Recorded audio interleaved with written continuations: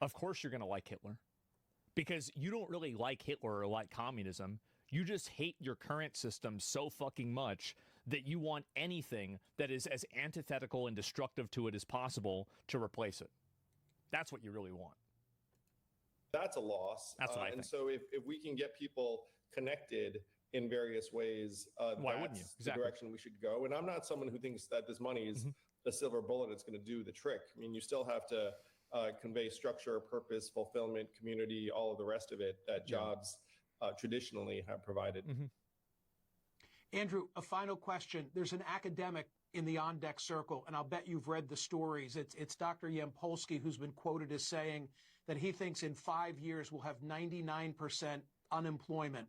I'll see it. Come on. Like, why are we talking about the most extreme example? In a moment whether he's going to stand by. Jesus Christ, this bald retard is just out of control. He's out of control. That prediction. How bad does Andrew Yang think it will get undeterred? No, it's going to get bad. I certainly don't think 99% bad. But if you use this 44% of jobs subject to automation as a benchmark, and then you figure that we're going to churn through, let's say, half of those jobs over the next 10 years or so, that puts you at 30 to 40 million jobs that get eliminated. Yeah, it's insane. And that would be devastating. That would be catastrophic for many, many communities. And I think that's a realistic place to think we're going to be heading. And you can see how also what I think is funny about this is that CNN is playing its role inside of this ecosystem by presenting these nonsensical, most radical possible ideas and then creating a artificial permission structure to disregard them based off of their most exaggerated extrapolation. Andrew Yang, thank you for being here. Framing it in the worst way possible. Perfect guest on this day. Thanks for having me, Michael. Wish I had better news. But go to my website. Hopefully so. Go to my website. It's mercadish.com. This is today's poll question. Jesus. Is guaranteed income a Jack realistic... Doherty could be in massive legal risk now that he's been hit with crimes in Miami, and more liability could come down the pike. Including Jack Doherty, right? This guy isn't going to have a long life, though. Jack Doherty has done some crazy shit with his life, and he has trolled a lot of people.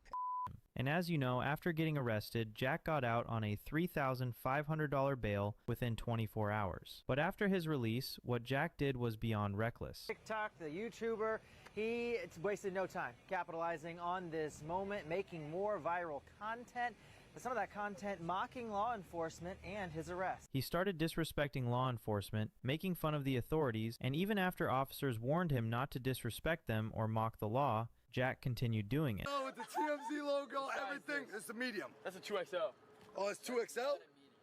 So after this, even the court gave a warning to Jack Doherty, and the Miami Beach Police Commission also gave him a last chance. Made it clear that if he continues to disrespect the law and make fun of law enforcement, the police authorities will not tolerate it any longer. Miami Beach Commissioner Joseph Magazine also reacting to this. He posted on social media saying that Doherty should respect our law enforcement. Not just that, Jack Doherty is now getting sued by his own team members. Finally, not just that,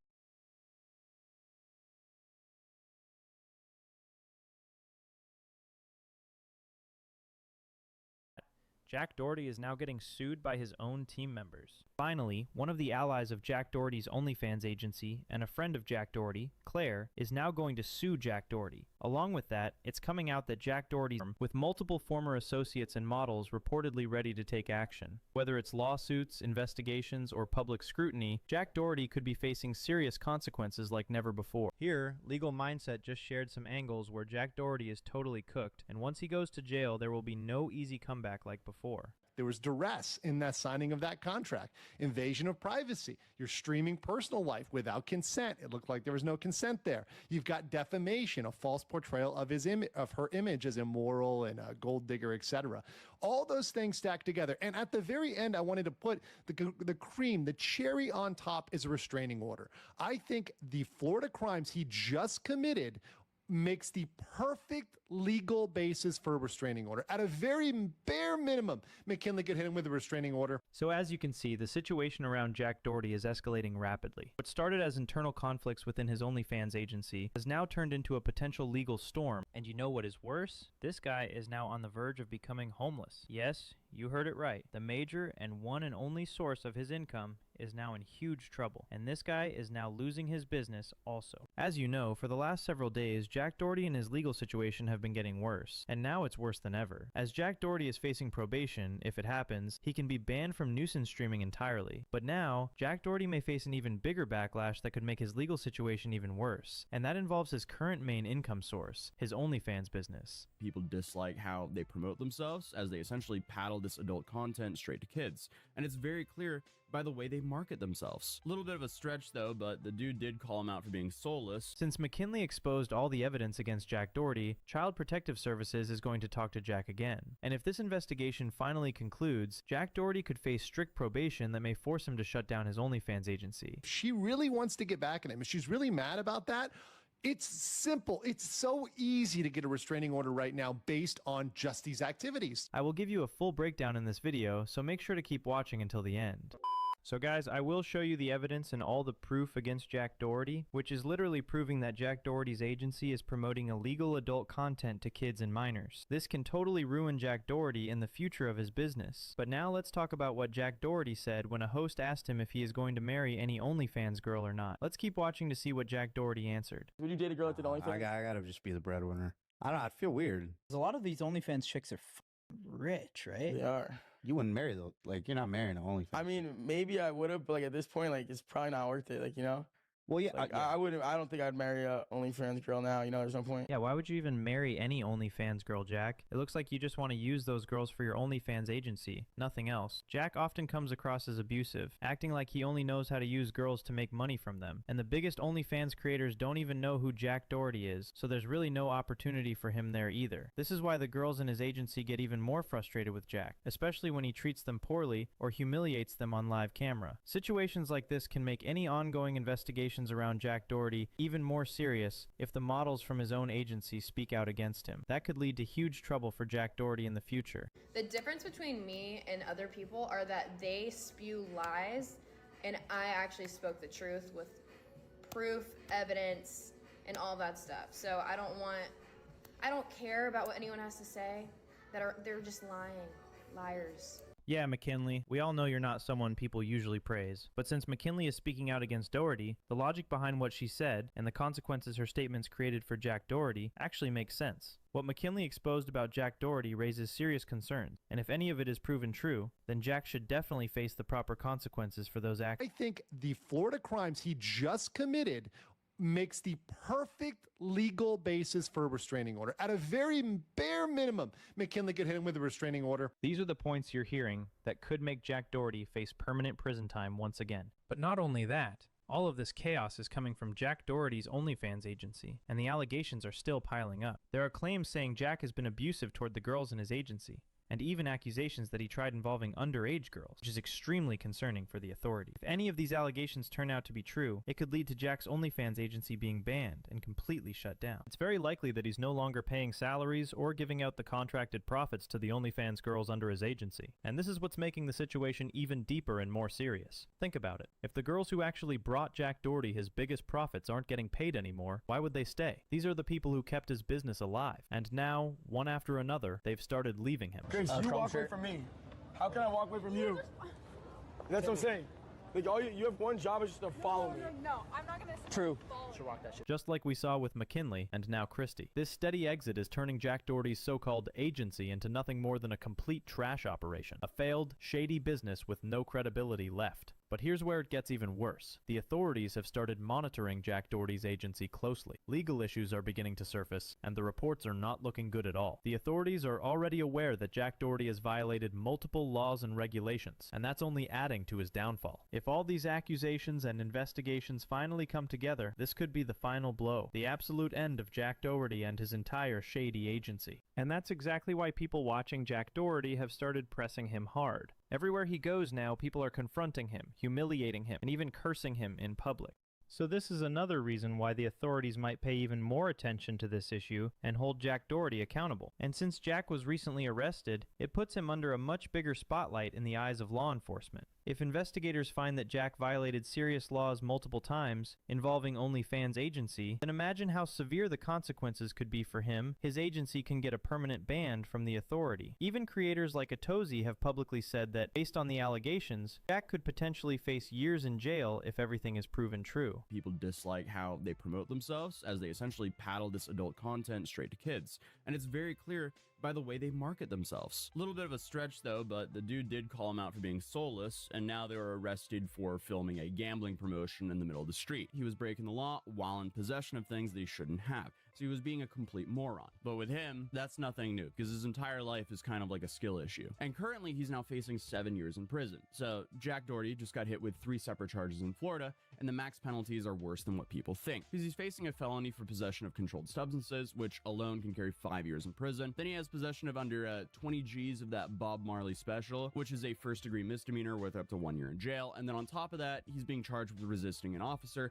without violence, which is another possible year. So altogether stacked, he's technically looking at up to 7 years behind bars in an absolute worst-case scenario. Realistically, though, he probably won't see anything near this because, you know, from what I can tell, he's a first-time offender, so he'll probably just end up getting probation or some sort of diversion. Yeah, I completely agree with Atozi at this point. And just imagine, if Jack Doherty gets any kind of probation, do you really think he'll be able to keep running his OnlyFans agency? There's no chance of that happening. During that time, if authorities find out the agency committed multiple violations and even promoted OnlyFans content to younger audiences who are not adults through Jack Doherty's streaming, then that becomes a major problem. So Jack Doherty's streaming could also end up being banned because of this. Now, after all of this, the one thing is for sure now. All the abuse Jack Doherty did with the girls in his so-called agency is finally getting exposed. And when big creators started comparing him to Jack Epstein, people thought it was fake or exaggerated. But now, with all the new evidence coming out, it's not false anymore. It's becoming real. If these exposures keep coming, there's no doubt Jack Doherty could actually face serious legal actions. So guys, what do you think? Do you believe Jack Doherty should finally be arrested for everything he's done? And now you can clearly see how people online have started calling Jack Doherty out everywhere. The comment sections are absolutely filled with people speaking their mind. One person said, "This just proves that all you need is money and women will spend time with you. Jack is one of the most feminine men I've ever seen. He's a punk, a brat, and an all-around POS. And yet women still sleep with him. Women nowadays have no shame." Another comment read, "Jack Doherty is considered the worst social media influencer in history. I truly hate him." And another person added, "Jack Doherty needs to be banned from the internet. He needs to get a real job." And finally, someone wrote, "When he starts aging into his 30s and 40s, he won't be able to keep doing any of this. He's gonna end up broke, living with his mommy and daddy." So yeah, the comments are piling up fast, and people aren't just trolling, they're starting to make logical points too. The public opinion around Jack Doherty is turning darker every single day. So guys, that's the full breakdown of what's really happening behind the scenes. Jack Doherty is not just facing one problem. Every situation is stacking on top of another, and it's pushing him closer to serious consequences. From the investigations, to his streaming behavior, to the issues surrounding his agency, everything is catching up to him fast. Now it all comes down to what the authorities decide next, and whether Jack can actually survive this storm, or if this will finally shut everything down for him. Let me know in the comments what you think about this whole situation, and whether Jack can bounce back from this, or if it's already too late.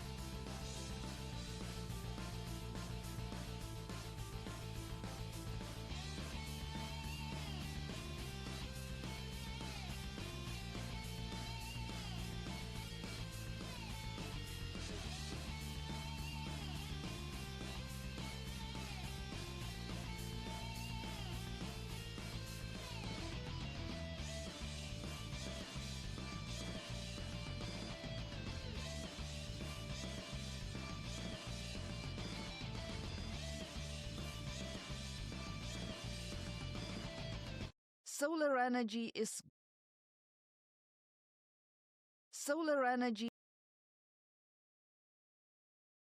Solar energy is great, and it's going well if you trust the headlines. It's cheap. It's getting cheaper every day. Indeed, it's the world's cheapest energy source, and it's going to power the world much sooner than you think. But if it's so cheap, then why are we subsidizing it? Is it all a scam after all? I've been trying to wrap my head around this for a while, and I finally found some helpful numbers. The cost of different energy sources is typically measured in what's called the levelized cost of electricity. This takes into account all the expenses one has when building a power plant, from construction to decommissioning. So it's not just the running cost. The levelized cost of energy for solar power is typically estimated to be somewhere in the range of $40 or so US dollars per megawatt hour. The only thing that's even cheaper is wind. And solar power has very low carbon emissions. It looks like a win-win. Good for the environment and cheap. What else can you possibly ask for? Well, one problem with solar is that it takes up a lot of area. This is beginning to annoy people who'd rather see fields and meadows than photovoltaics, even if they're called green energy. Protests against solar farms have sprung up in the UK and in the US. In Germany, for whatever reason, there's more opposition to wind turbines. I'm not sure why that is. But the bigger issue with solar power is that it's dark at night. A power station that only delivers electricity when the sun is shining has a hard time being profitable. This is why they need to be able to store the energy at least for a couple of hours to deliver in the evening. And this adds substantial cost. And this isn't all of it. One also has to take into account weather, seasonal variation in sunshine, and battery losses. The American financial advisory firm Lazard recently crunched the numbers and found that a more realistic estimate for the solar electricity cost is $50 to $130 per megawatt hour. This is for a solar farm located in North America or in similar sun conditions. This cost is comparable to modern gas power plants and in the lower end of coal. If you find that shocking, they aren't the only ones who arrived at this conclusion. The German Fraunhofer Institute, which is super pro-solar, found 60 to 225 euro per megawatt hour. And they too found that on average, solar is comparable to or even more expensive than gas. Why are these numbers so much higher than the ones I showed you earlier? The biggest two factors are that they're not taking into account battery storage and that they tend to assume sites that are unrealistically sunny for most of the world. And that doesn't touch on the problem that we have our biggest energy demands in the winter when we need heating. We're not going to fix this problem with solar because, you see, the reason it's cold in the winter is that we don't get much sunlight. Maybe this was obvious to all of you all along, but it wasn't for me, so I apologize for being slow. Basically, the story that solar power is cheap isn't true. It's only cheap if you forget that sometimes it rains and that you need batteries as a buffer, and those have limited efficiency. And this is why solar is heavily subsidized. The numbers for solar alone are hard to find in budget tables, but if you look at subsidies for all renewables in Germany, that's in the ballpark of $10 to $20 billion a year. In the United States, it's something like $80 billion a year, but that includes support for electric vehicles. Either way you look at it, it's a lot of money. For context, we could build several nuclear power plants from this each year. The problem with nuclear power isn't radiation, it's public relations. I can already hear the sound of angry solar panels unfollowing me. That said, what solar energy can do for you depends strongly on what part of the world you live in. In countries near the equator with little cloud cover like China and Australia, solar energy can do heavy lifting. In Middle and Northern Europe, the northern parts of the United States and Canada, not so much. Pointing at China and saying, look, they built solar like crazy, we should too, doesn't make sense because Europe isn't in China. We aren't anywhere near the equator and we don't have millions of empty square kilometers in a desert. Instead, we have umbrella collections and daylight faking lamps. However, it's true that solar panels are becoming cheaper and cheaper, and batteries too, which makes solar energy increasingly attractive. Don't get me wrong, I'm not against solar power, and I'm not against subsidizing it. It's great for powering your air conditioner in the summer, but after looking at those numbers, I think calling it cheap is misleading. Saying that solar is cheap is like saying holidays are cheap, except for the flight, hotel, and the sunbed you'll need afterwards because it rained for 2 weeks. Yes, I do read a lot of news and know that chatbots still aren't any good at writing my scripts, but what does help me a lot is Ground News. Ground News is a news platform that collects and summarizes news which has been published all over the world. Not only do they collect all articles on the same story in one place and give you a quick summary, they also give you a lot of extra information that you don't find in the standard media. Take, for example, this recent story about the scientists who found that the solar system moves faster than predicted. Ground News conveniently summarizes all news on this in one place and gives you a quick overview. You can also see that this story wasn't covered on the political right, which I find very curious. Ground News also gives you a factuality check, tells you who owns the media outlets, and shows you where the news has appeared. Ground News also has this great feature called Blind Spot. This tells you which news has been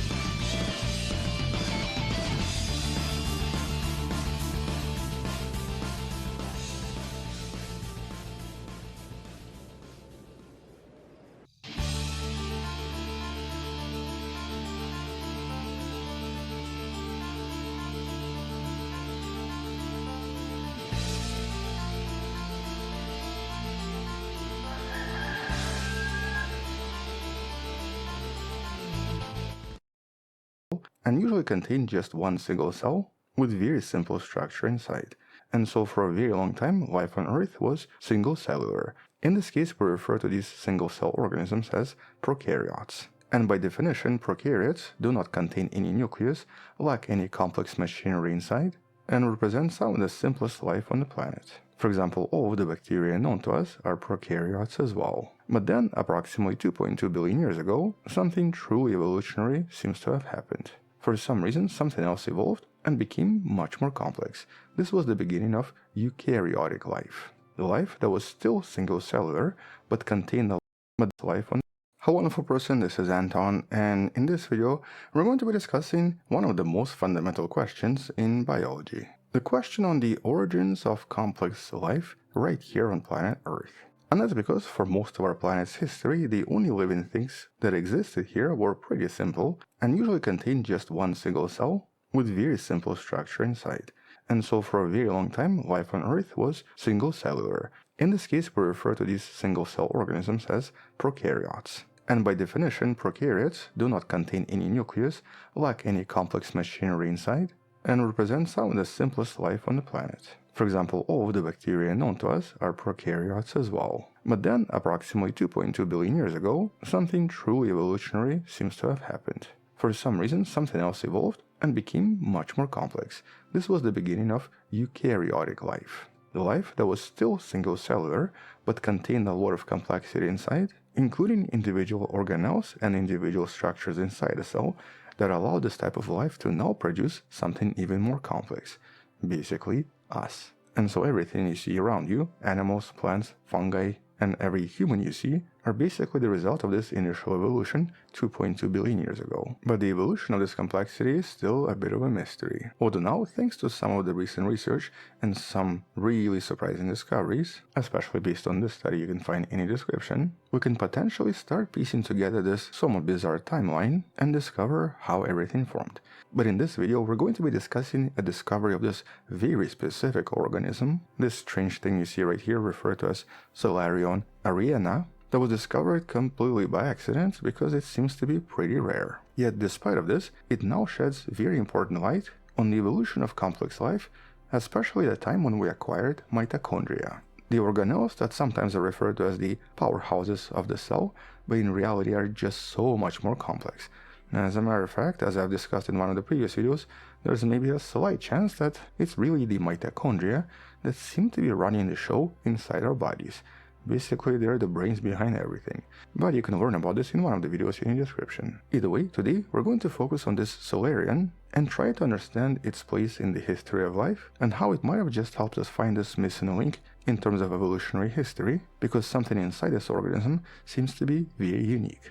Although first, we need just a little bit of context so everything makes sense. I need to briefly explain the bacteria and something known as archaea. Now, when I went to school back in the days, every biological textbook usually linked bacteria and archaea under the same umbrella. They were believed to be the same, and archaea were just believed bacteria and archaea under the same umbrella. They were believed to be the same, and archaea were just believed to be maybe a little bit more older and a little bit more primitive. But today we know that this seems to be completely incorrect. Because while archaea resemble bacteria, mostly because they're also single-celled and lack a nucleus, in reality they're way more complex and seem to be way more similar to complex eukaryotic cells, especially in the way they process energy.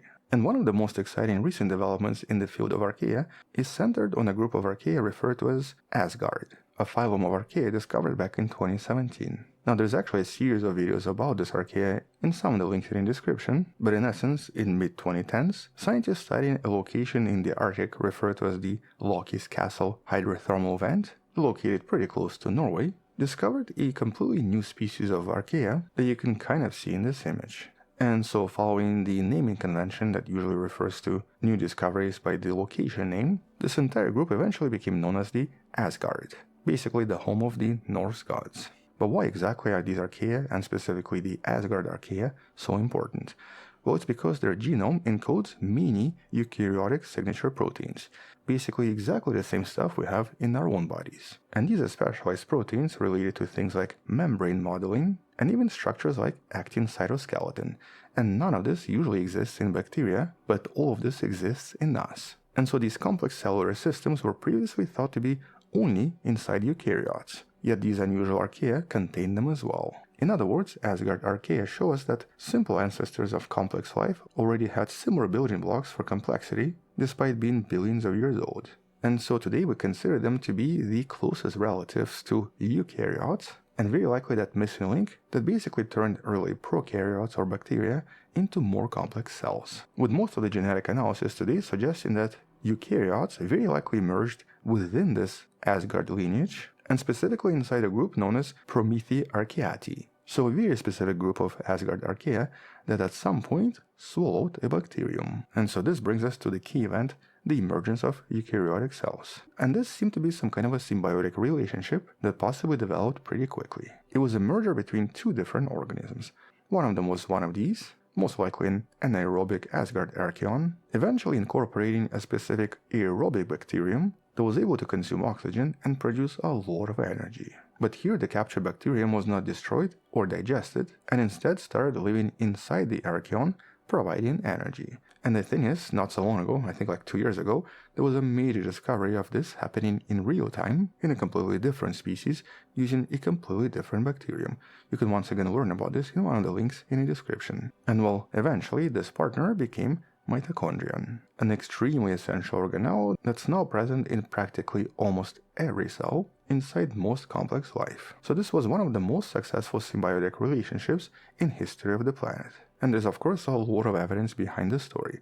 As a matter of fact, mitochondria today still contain their own mitochondrial DNA, leftover DNA from when they used to be bacteria, which even structurally resemble bacterial DNA that we find in prokaryotes. This is of course the most compelling evidence that this was their origin. But the complex evolutionary path from the ancient host and its new bacterial partner still had a lot of missing chapters. Specifically, scientists still were not clear what exactly was this last common ancestor, also known as LICA, last eukaryotic common ancestor, that would have then produced pretty much all of the complex life on the planet. So just to rephrase this, here we had the Asgard archaea that eventually swallowed the bacterium, but we had no idea what it eventually formed in order to then form all of the eukaryotes. But that's maybe until now.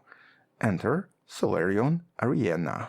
This tiny organism is a unicellular eukaryote or a protist that, despite being inconspicuous and barely moving, and also being just a few micrometers in size, is potentially one of the most important discoveries since that Asgard archaea. And its discovery that was published in 2025 was completely accidental. Here, scientists at Charles University kept it in a lab culture of much larger marine organisms for many years. But they had no idea it was even there, mostly because it was just a little bit small and also not moving. But then a lot of larger organisms disappeared. They essentially died.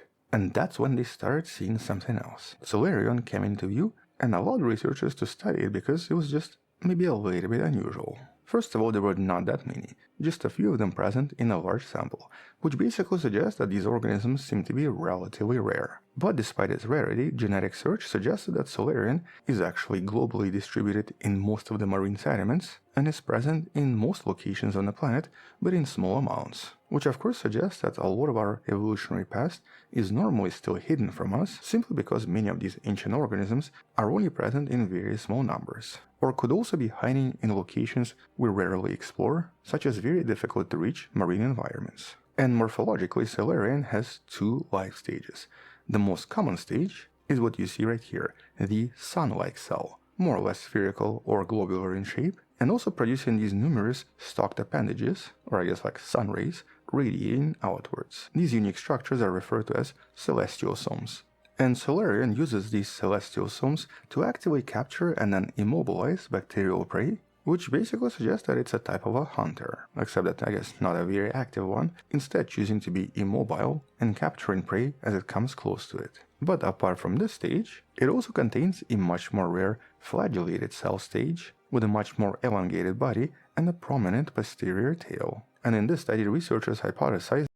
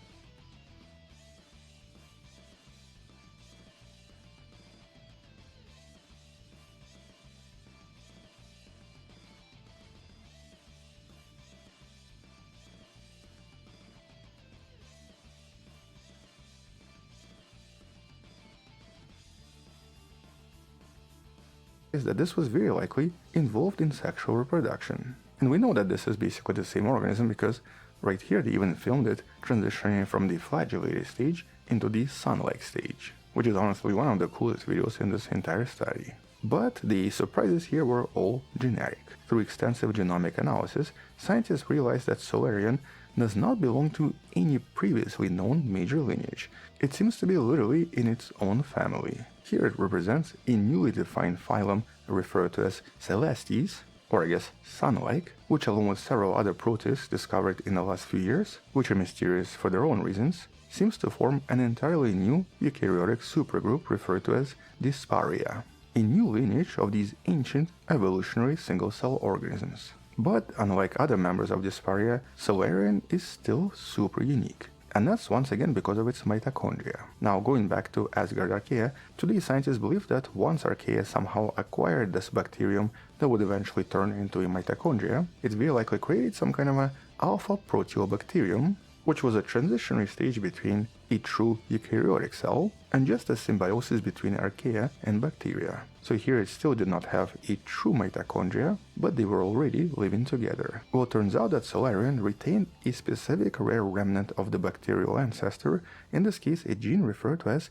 SEC-A. And in bacteria, SEC-A gene is usually responsible for proteins that then act like motors and are also responsible for cell membrane functions, making it one of the most crucial genes for quite a lot of different bacteria. Except that in our mitochondria, or basically mitochondria inside most complex lives, this gene is absent. And that's because they don't really require the primary system for transporting proteins across the cell membrane, as most of the stuff is delivered to them by our own cells. And so since SEC-A gene has been basically entirely lost in all mitochondria in all of the complex life, its persistence in Solarian is monumental. Because here this is not just an evolutionary relic, this is direct evidence that in this organism, mitochondria still retain a lot of their bacterial past and still have their ancestral molecular toolkits that seem to be used for something. And so in Nobody this can lineage, afford bacterial video games excretion anymore. pathways are probably still used.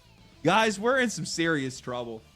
Gaming has been getting more expensive by the year, but right now it's about to get more I also want to expensive. make clear that I did not receive any support, financial or otherwise, from Hassan Piker. Hassan never even reached out to me privately to offer. Based? He don't know who you are. You're a bottom feeder. It felt like he wanted to receive credit from the public for him helping me without providing any. She called him a virtue signaler. Oh my god. All remaining money raised goes to the Kleins.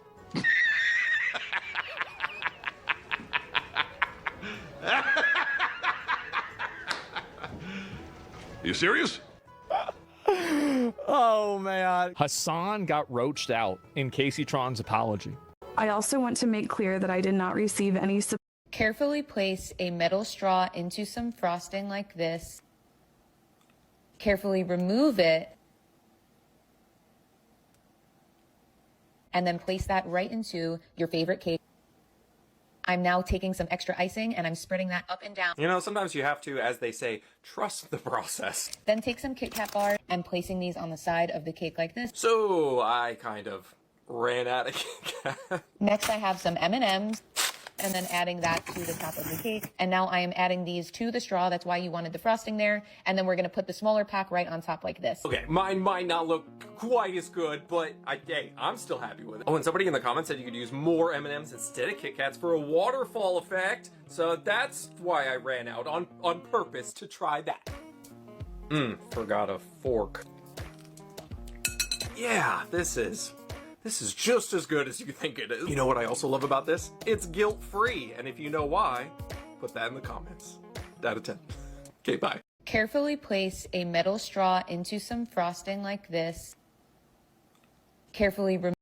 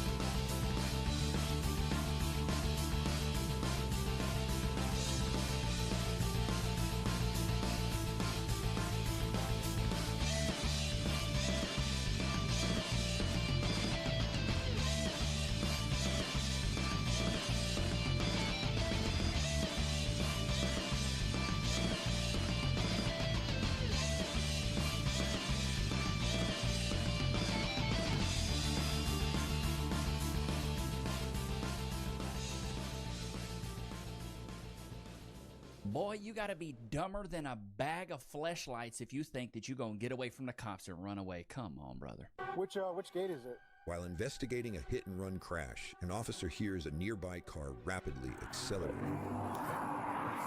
You, stop, stop, stop. Instead of slowing down, the driver of the Mustang GT stomps on the gas and speeds off. Okay. The pissed-off cop quickly hops into his car, but is too slow to catch up with the Formula One wannabe, so he canvasses nearby neighborhoods until finally, Lady Luck intervenes. Yeah, she parked it right outside the crib. It's a nice Stang, too, boy. Used to drive a Stang back in my day. Do you guys know whose white Mustang this is? It's my daughter's. Yeah, can you have him step out? Hi. Do I look familiar? Kinda. Yeah, I know. Yeah. Turn around, put your hands behind your back. You're under arrest for fleeing and eluding law enforcement. What? I walked out, flagged you down, told you to stop, and you rapidly accelerated away from me. What? Yes, ma'am. It's all on body cam. You just... Nope, I walked out of the road and was telling you to stop. You walked out on the road. You... Correct, and I was telling you to stop. It's all on body cam. You're under arrest for fleeing and eluding law enforcement. Come here. Can I just call her mom? Yeah, you call her mom. Is that on her phone right there? I am a law enforcement officer, fully uniformed, telling you to stop because you're passing all those cars in a double yellow. You passed multiple. It doesn't matter. You still fled law enforcement. And then you rapidly accelerated as you went by me. You didn't stop, didn't do anything, didn't even hit the brakes. Should have put it in the garage. I was speed limit. No, you weren't. Can I talk to someone else? It was just me there. I don't know who you want to talk to. Who do you want to talk to? Maybe your supervisor? Yeah, he's on his way.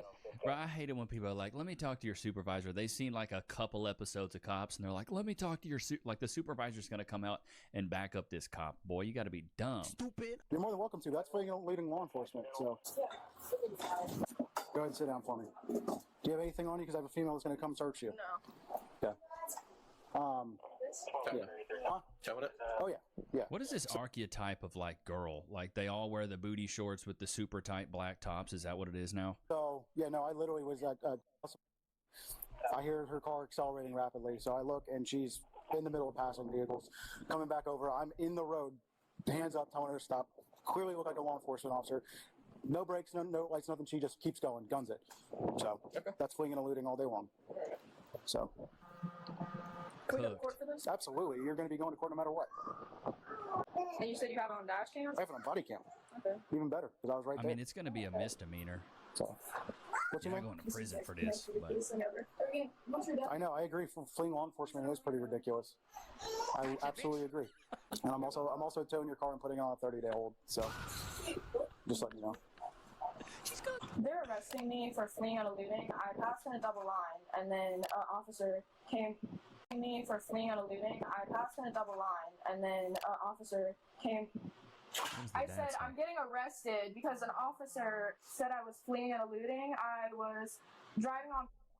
He came out and ran in front of, like, he half ran in front of my, like, he didn't even fully run in front of my car. And then now I'm getting arrested for it because I parked in because he said I was fleeing. But he wasn't even behind me with lights on or anything. Doesn't matter. Don't need to be. I absolutely don't need to have lights, sirens activated. I'm a fully uniformed law enforcement officer telling you to stop. Do you have your laptop in there? I did. I don't know. Can I talk to him? Yeah. Officer Riera. Okay.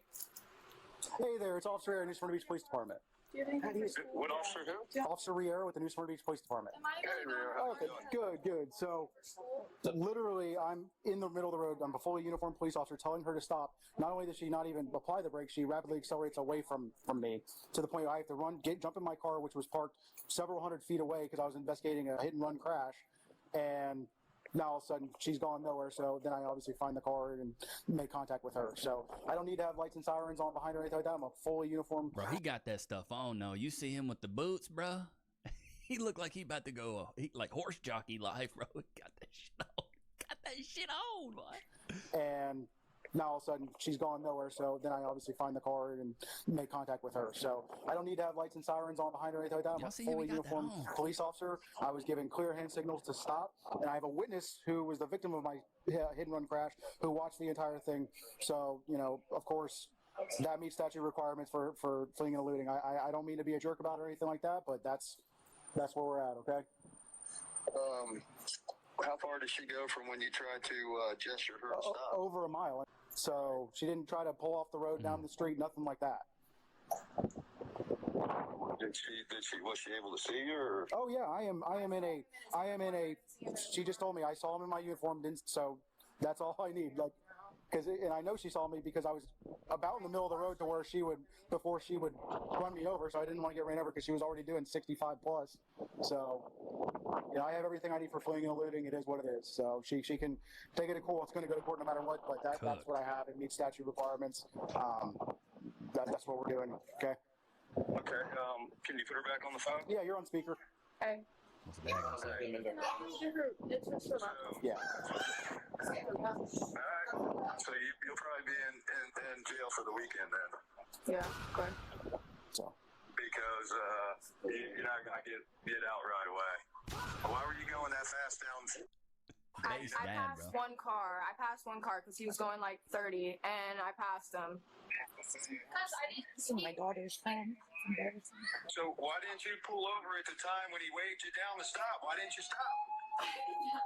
Because it wasn't like he was. I really didn't even know. I just saw a person in white and black, and then you're a liar. Doing this. He had one hand out, and it wasn't like he was in front of my car like that. He like literally was from the side, like completely the side. I wasn't going 60. That's a hearsay. Oh my God. Okay, now I see why this dad is like you staying in there over the weekend because she talking to her dad like she's a judge or like he's the judge. Oh, that's hearsay? Hearsay. Objection, Dad?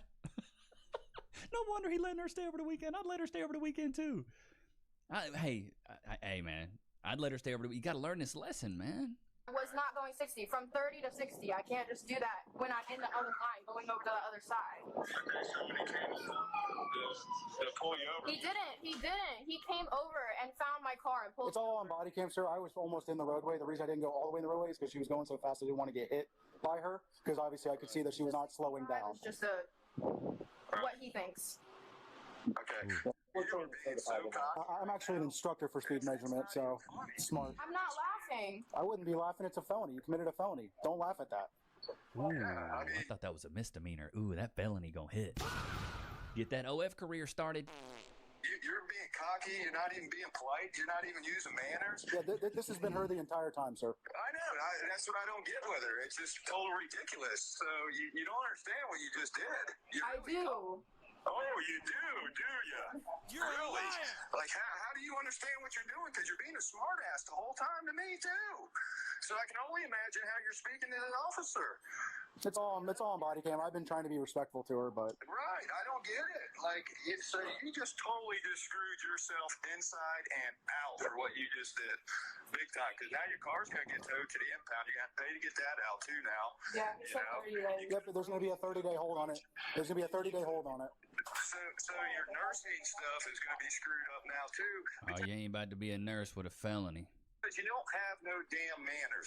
And you know what? It's going to take something like this to fuck you up now, and now you're done because you're so goddamn arrogant and cocky the whole damn time when you come to the officer normally. You had to be a real jerk. Dude, shout out to this dad. Bro, that's what I be saying, man. I love Cass. I love Cass to pieces, and she's a retired nurse because your boy retired her, you know, because I love my wife and stuff. But these nurses be some of the worst ones, brother. Cash used to work with them. They should be some of the worst ones, man. They really do. Yeah. I know you can't bullshit me. He's got the body cam on. So you just totally screwed your whole shit up. Nursing degree, everything. You just did it because you're being invincible. But guess what? You're going to spend the weekend in jail, and you'll see how invincible you are. You know what? It might teach you a lesson now, maybe. You know? Because you just don't listen. You don't listen. Just the look on her face is pure arrogance. Just, man, I don't care about none of that. That don't mean nothing to me. But the thing is when you're a young person, a young guy, a young girl, I went through a little bit of this. I don't think I've ever talked to you guys about this, but your boy been to jail. I've been to jail twice. I'm going to tell y'all about my history real quick. Let's get into the lore. And then we'll get back into this body cam video. So when I was 16, I got an MIC. I was back roading with a bunch of my buddies in Paris, Texas, on Airport Road, right by the local, the local strip club, Baby Dolls. We each had a liter of Kentucky Deluxe. Think about that, a liter, 3 liters each, or 3 liters, and we each had a liter. We get pulled over, got to pour them all out. Cool, I get an MIC. When I'm 19, I get a possession charge, marijuana, because I'm a bad boy, man. I'm a bad boy. You guys think I ain't been through nothing? Come on now, I've learned my lessons. Possession charge when I was 19. And then when I was 21, I got a DUI, one of those two. I can't remember which one it was. But the DWI got dropped. But yeah, I was 19. I got arrested for marijuana possession. 21, got arrested for a DWI. I'm telling y'all, man, I ain't perfect, bruh. Never claimed to be. Never claimed to be perfect. I don't think I've ever talked about that with you guys, though, so I'm opening up now. But yeah, man, one of them was after a Modest Mouse concert in Dallas, the DWI, and I thought, I can drive. Well, I was drunk as a skunk. Got in the car, popped the curb, boop, passed the field sobriety test, though. Refused the breathalyzer, and then they had to go draw my blood. Boy, I was cooked. My mom made me stay in for the weekend, just like this guy did. I got chewed out, had to stay in for the weekend, but that was the last thing that I haven't been in trouble since I was 21. But I was stupid. I was young, dumb, and full of cum. I thought I was 10 foot tall and invincible. I really thought that. 10 foot tall and bulletproof. I really thought I was him. But it took me getting checked and for my ego to get checked to realize, hey, you're nothing but a human man, bruh. You're not 10 foot tall and made of brick. You're just a guy, and you can get in trouble. And ever since I was 21, I got my act together. And then I started taking school seriously. I finally got my degree.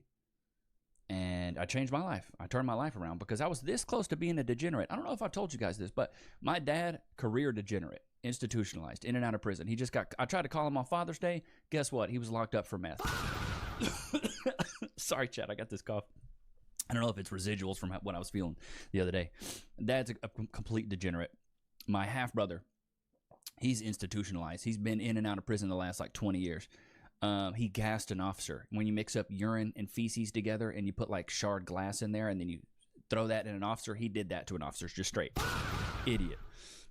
Got another brother that got caught with, a pound years ago and had to do 6 months. But then I do have one other half-brother who actually has his life together and he's doing 6 months.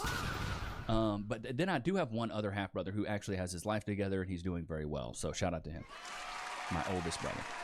But my other two brothers and my dad, complete degenerates, bro. Complete degenerates. But you guys got a pass? Let me know in the comments. I'm trying to humanize myself here, chat. I'm trying to let you guys know I'm a regular, everyday man. And I'm learning my lessons. I really have. Did you hear your dad? All right, so when you get to jail, you get one phone call. Just follow instructions.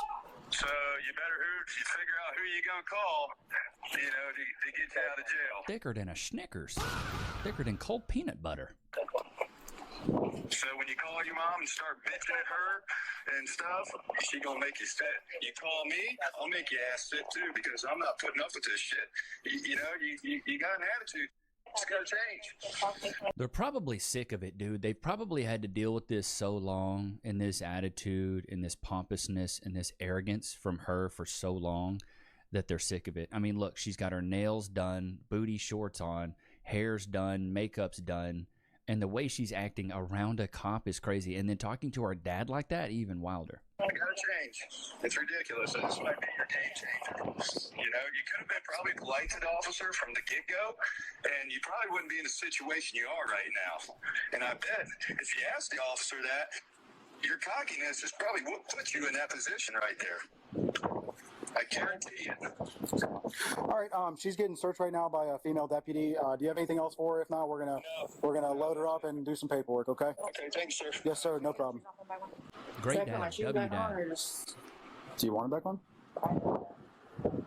That's what I'm saying. If your mom can bail you out now, or otherwise you will sit there until Monday. I gotta calculate it, but it'll probably be like $2,500.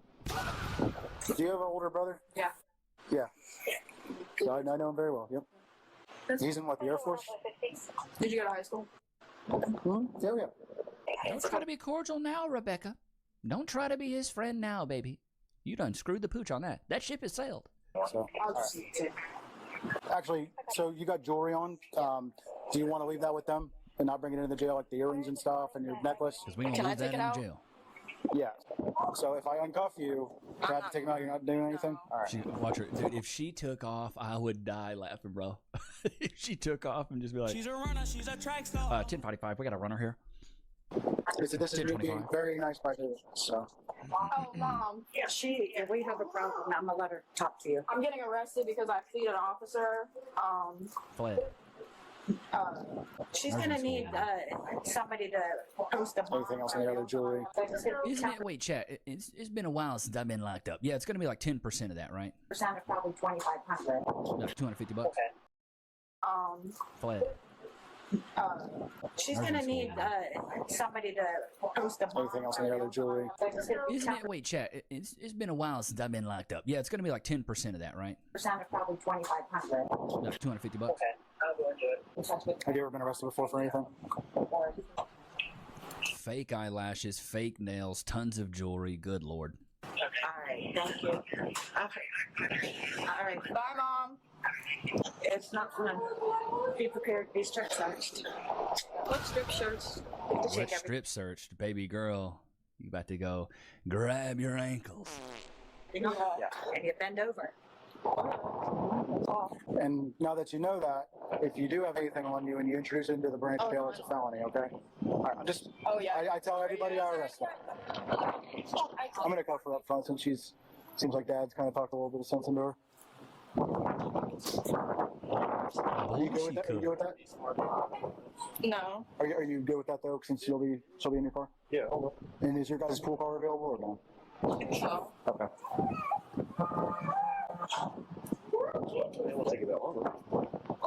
But you know what? No, it shouldn't take that long. I really hope they don't give her a felony, because that will ruin a young person's life. Was she arrogant? Was she pompous? Was she cocky? Yes. But I got a second chance. Now, was I cocky or arrogant? One of the times, yeah, I was. I'm going to keep it a thou wow with y'all. One of the times I was. But the other times I wasn't. But one of the times I was a complete dick squeeze. I was so rude. I thought I was, once again, 10 foot tall, bulletproof. It didn't matter. I know the law. I've seen a couple YouTube videos. But I'm hoping that, she learns her lesson. They don't charge her with a felony. So she does have a little bit of a future ahead of her, Do I have to pop these off? Well, I mean, I don't think it would be too big of an issue. Yeah. I'm double locking it. That way they don't cinch down your real estate. Yeah, thank you. We're going to go to his vehicle right here, okay? Yep, this one right here. You're going to jail. You're going to jail. Oh, yeah. This clip is going absolutely nuclear, by the way. It's like all over Twitter. It's got millions of views. It's millions of views on YouTube. I'm just going to buckle you in.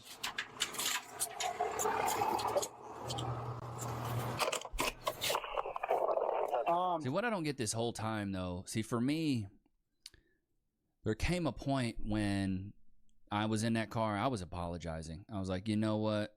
I'm sorry. I apologize. I apologize for putting you guys in this predicament. I'm sorry about my actions. Like, I was actually remorseful, but she doesn't seem remorseful at all. What's your name? My name is Officer Gott. Nice to meet you. Oh, not really, but... You're like trying to make small talk?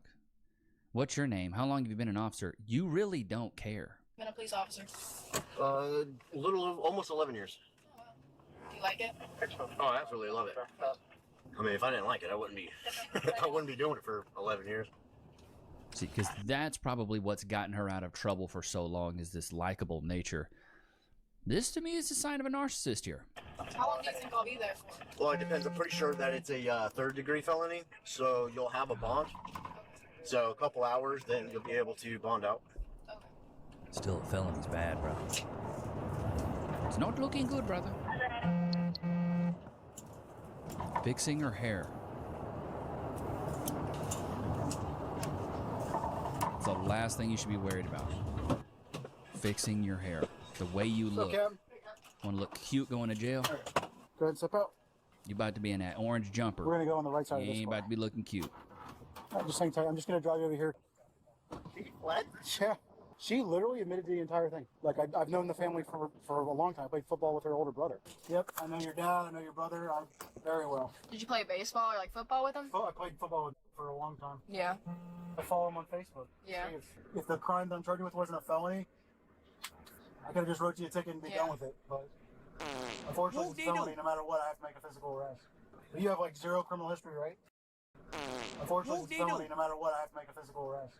But you have like 0 criminal history, right? Yeah.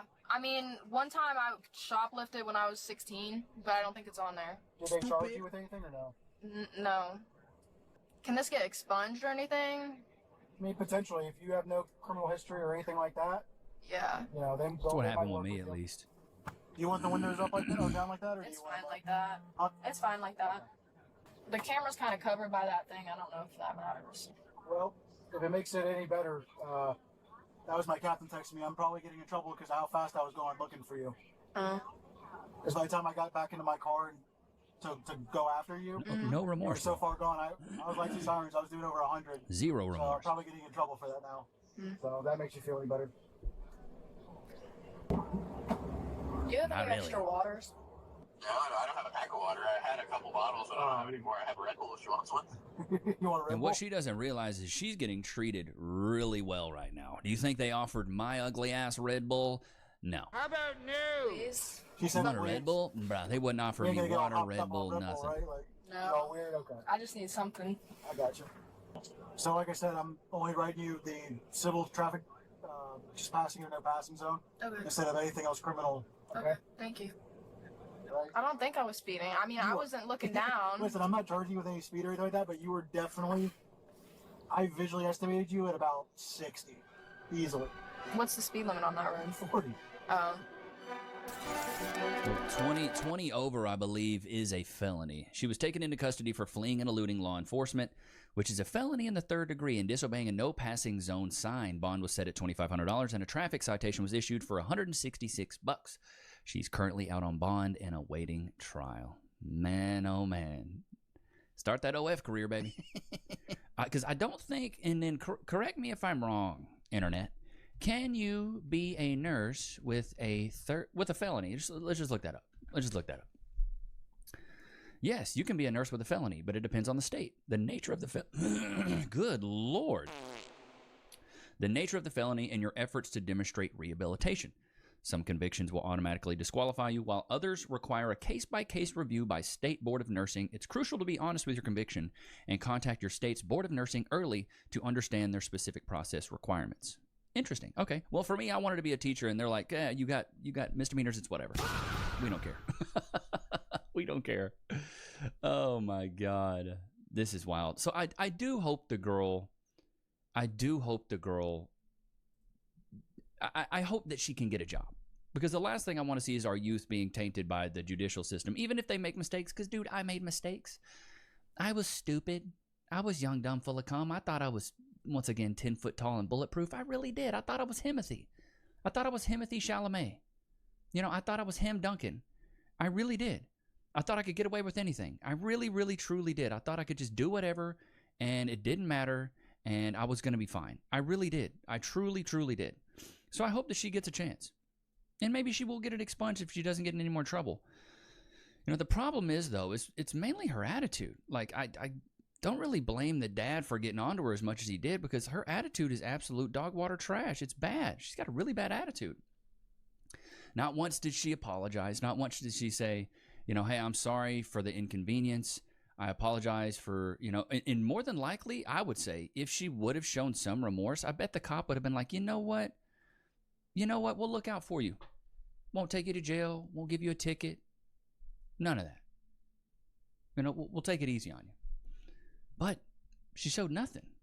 She showed absolutely. Oh, did you see me grab the treats? Do you see him back there? Big back. He knows what time it is, bro. He knows what time it is. When the time it is, he knows the time that it is. He knows. He knows.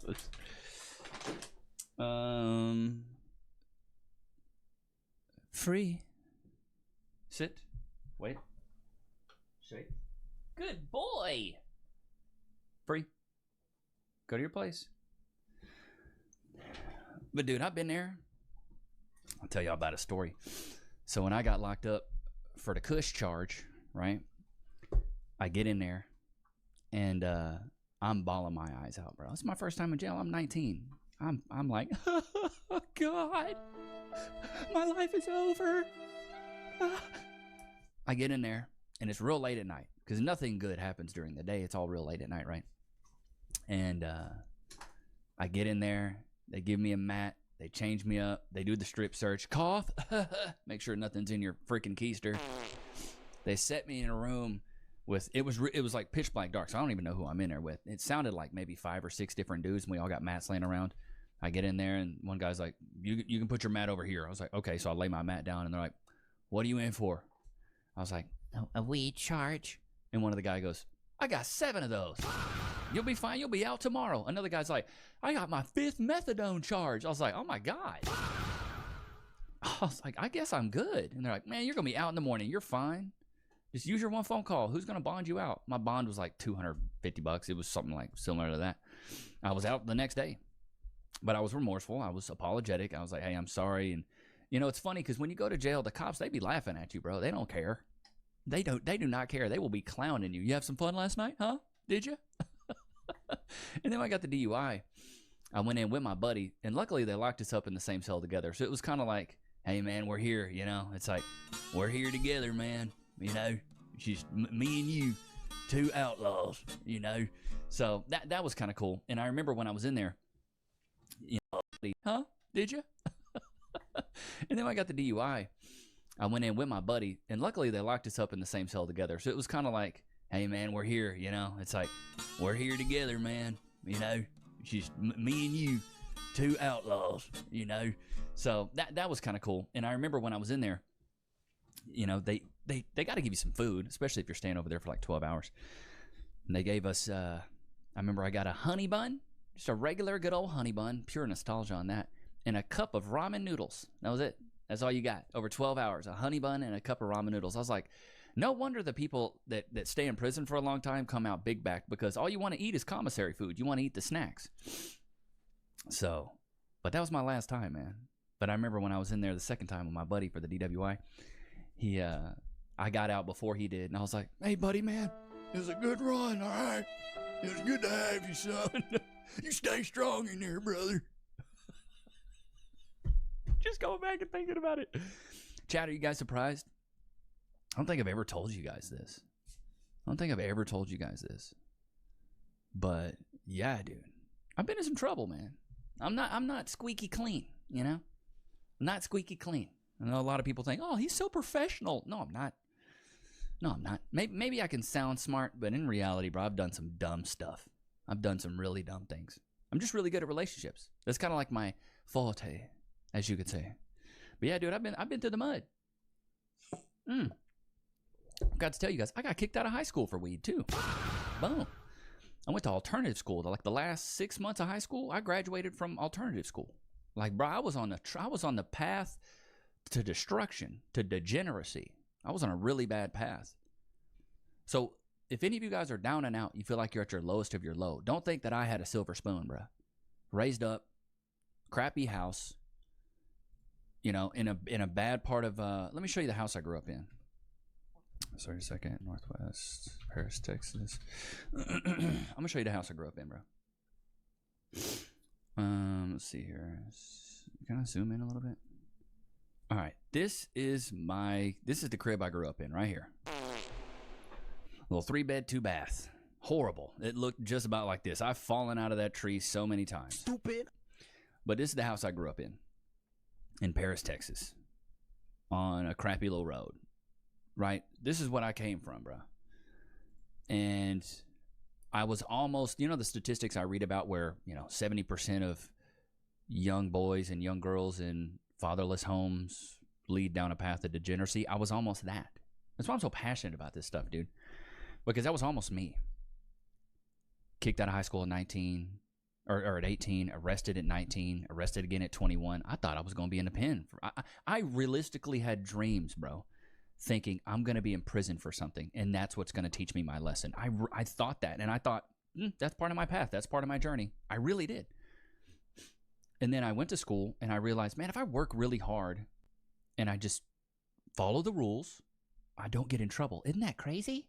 You follow the rules, you don't get in trouble? Oh, wow. So then after that, I was 21, got through all the paperwork, all the BS, probation officer, blah, blah, blah, got through all that. Then I finally graduated college at 24 because, as you guys know, your boy was a slow learner. Stupid. 6 years for an undergrad degree. You're not graduating summa cum laude, you know? I wasn't the valedictorian. I was the valedict dummy, okay? And I finally graduated, and then I got off on my own, and then I moved to Austin, where I had a buddy that was playing music. He's like, bro, move out to Austin. Let's play some music together, and you can kind of start over. And I was like, I love that. I absolutely love that. I got out there, and this was the beginning of like my adult journey. I convinced my mom and my grandparents to pay for 1 month of an Airbnb inside of a sign shop in Austin, Texas, bro. This is stuff I can't make this stuff up. I lived inside of a sign shop. It was an Asian lady that owned a sign shop. And in the middle of this sign shop was like a shared kitchen. So it was a bunch of just random people. We all had our own room and our own bathroom, but it was just a random. So in the morning, you'd smell like people cooking fish, and it was terrible. But I had it for 1 month. And then after that, I moved in with one of my buddy's friends. And then I lived in a house with like 2 other guys.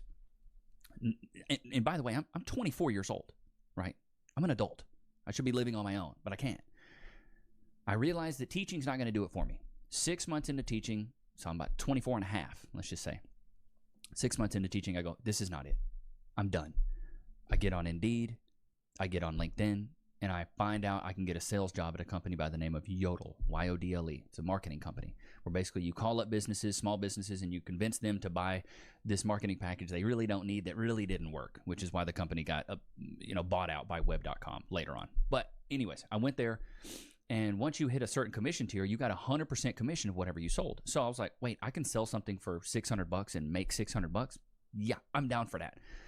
So I did that for a year and made my first 6 figures in sales. I remember, dude, I was and this was at the time, this company, where if you made a sale, you went up and hit a gong. For every $200 you made, you hit the gong.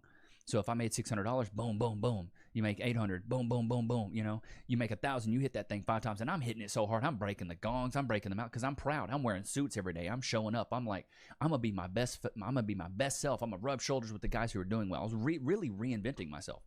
Bought my first car. Bought my first nice watch. Bought my first pair of Ray-Bans. You know, bought some nice shoes. I was dressing up really well every day, looking good, smelling good, and then I was able to save up enough to get my own place. So I got my own place after a few years, and really the rest is history. Then here's the big caveat. I found me a good woman.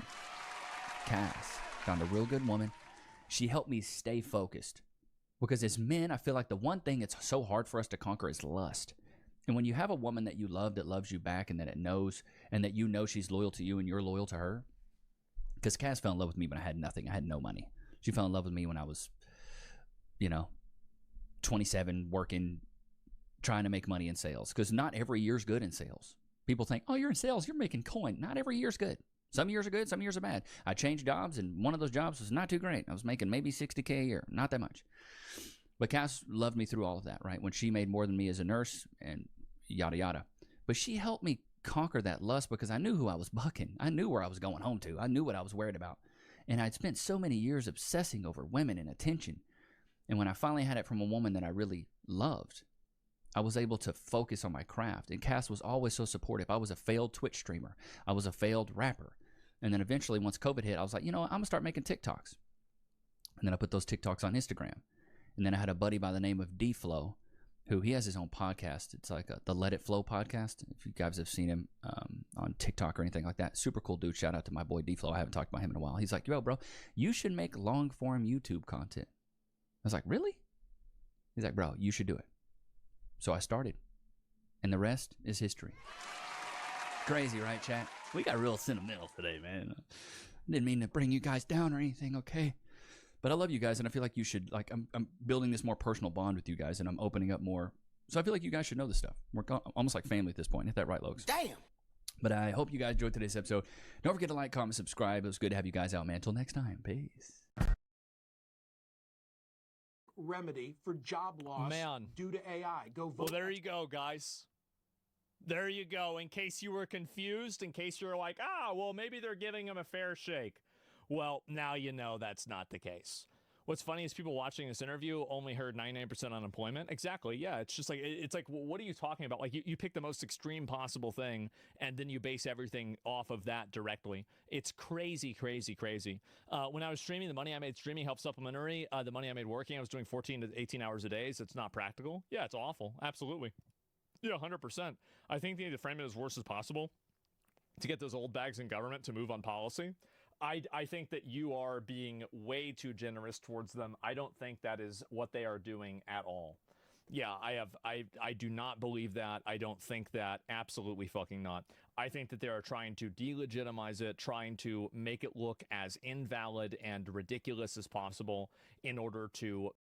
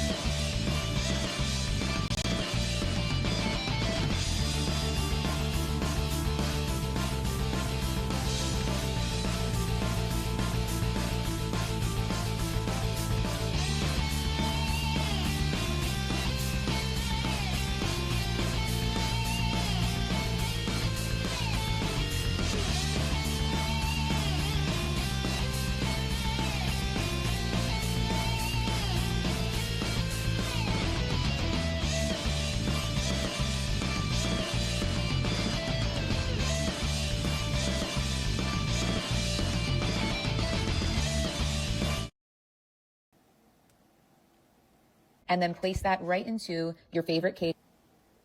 I'm now taking some extra icing and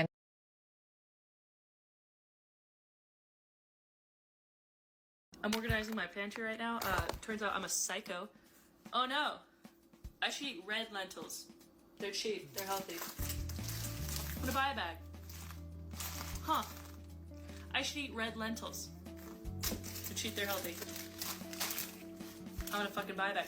Oh my god, you know it'd be so great tonight. Cheap, healthy. Red fucking lentils. Oh my goodness. You know what I need to pick up on my way home? Red lentils. Well, what I would recommend is something like this recipe that y'all tag me in a ton. I also find it funny, these are the top comments. I like when people try and help. You basically just blend the lentils into a sauce with several other things, and while there's a tiny bit of the lentil texture, there's not much, and it's a great way to add fiber and protein to a meal. Out of 10? Okay, bye. I'm organizing.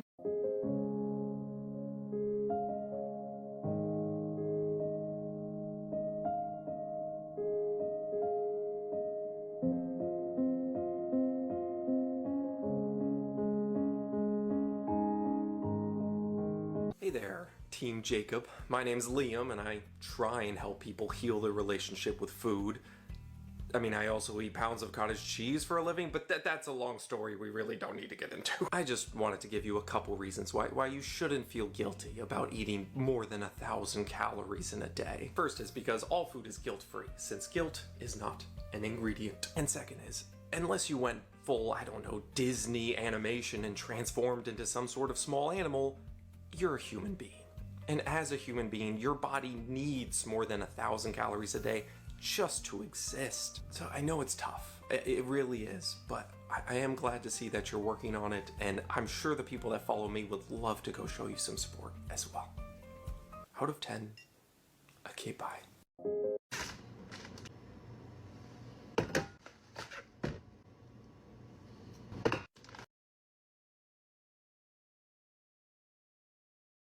Everybody loves a ribeye or a porterhouse, but these are just one piece of muscle on a 1,500-pound cow. So what happened? So the other day I was just acting normal, you know, trying to make a turkey.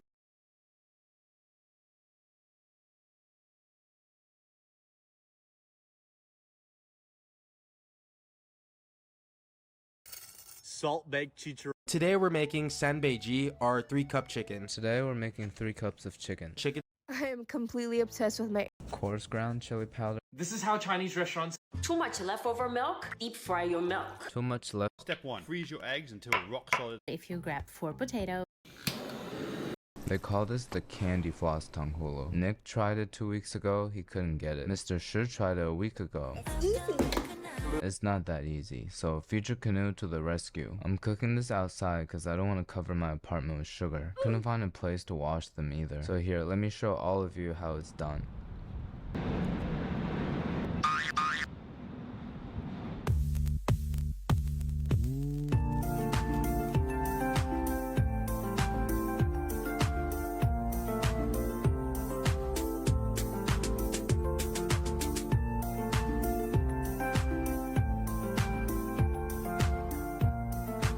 This will be the last tapatio video I'll be doing. This will not be the last video I'll be doing. Pouring some buttermilk into a bowl. Pouring some heavy cream, ranch, and water to a bowl. Mustard powder, onion powder, and some tapatio hot sauce. Onion powder and some hot sauce. Throw in there your chicken. I'm using chicken thighs. Throw in my chicken. I'm using I don't know what that is. Pour some tapatio sauce to a baking tray. Spread it out. Pour some tapatio into a non-stick pan. Spread it out. Once dry, it should come right off. Once dried, it should come right. You fucked up. For the hot season. Whenever I want to impress them with my cooking, I make them fondant potatoes. Get ready to be impressed by my cooking. Cut russet potatoes into 1-inch rounds. Cut russet potatoes into 1-inch rounds. And with a ring mold, we are going to cut out this cylinder circle shape. Cylinder shape implies circle. This does not. Add them to a stainless steel pan with high smoke point oil. Add them to a stainless steel pan with olive oil. Did it get on your face? I'm sorry. Flip them over, add some butter, thyme, crushed garlic, and rosemary. And this is where the flavor's at. Flip them over and add some butter, thyme, This is where the flavor's at. Once the butter is frothy, we're going to add chicken stock. Once the butter is frothy, we're going to add water and chicken bouillon. Pot them in a 400-degree oven for 20 minutes, and then you have the perfect fondant potatoes. Pop them into an oven for 20 minutes. Now we have scallops at home. What's this black thing? Let's give it a taste and rate 1 through 10. It's baked potato, but way juicier. Could be a dream, sweetheart. Hello, hello again. Shaboom. This is the coolest tanghulu technique I've ever seen. Today I'll teach you guys how to make it. So that's a cup of sugar and half a cup of water. We'll leave it on high heat till it reaches about 300. Turn off the heat and we're gonna keep testing it with this donut cutter to see when it's gonna blow a bubble. Now we gotta be really quick. First time making tanghulu. I'm excited.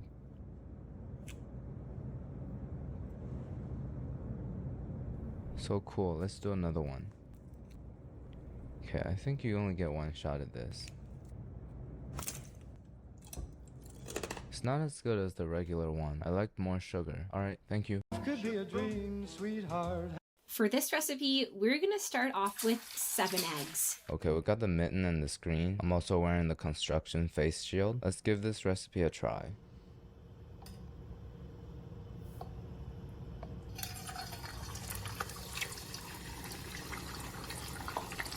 It's actually not that bad. Be careful, the oil is super hot. There's like no reaction, but it's sticking a little bit though. A little bit of salt. A little bit of salt. Some pepper to give it flavor. Some pepper to give it flavor. 1 cup of breadcrumbs. Half a cup of breadcrumbs. Half of an onion. Quarter of an onion. Melted butter. Sort of melted butter. Scallions and herbs. Scallion. Now our recipe is ready. It looks so good. I hope you make this at home. Let's mix it a little bit and our recipe's ready. What did I just make? For this recipe, we're gonna start off with 7 eggs. Okay, we got the mitten and the screen. I'm also wearing the construction face shield. Let's give this recipe a try.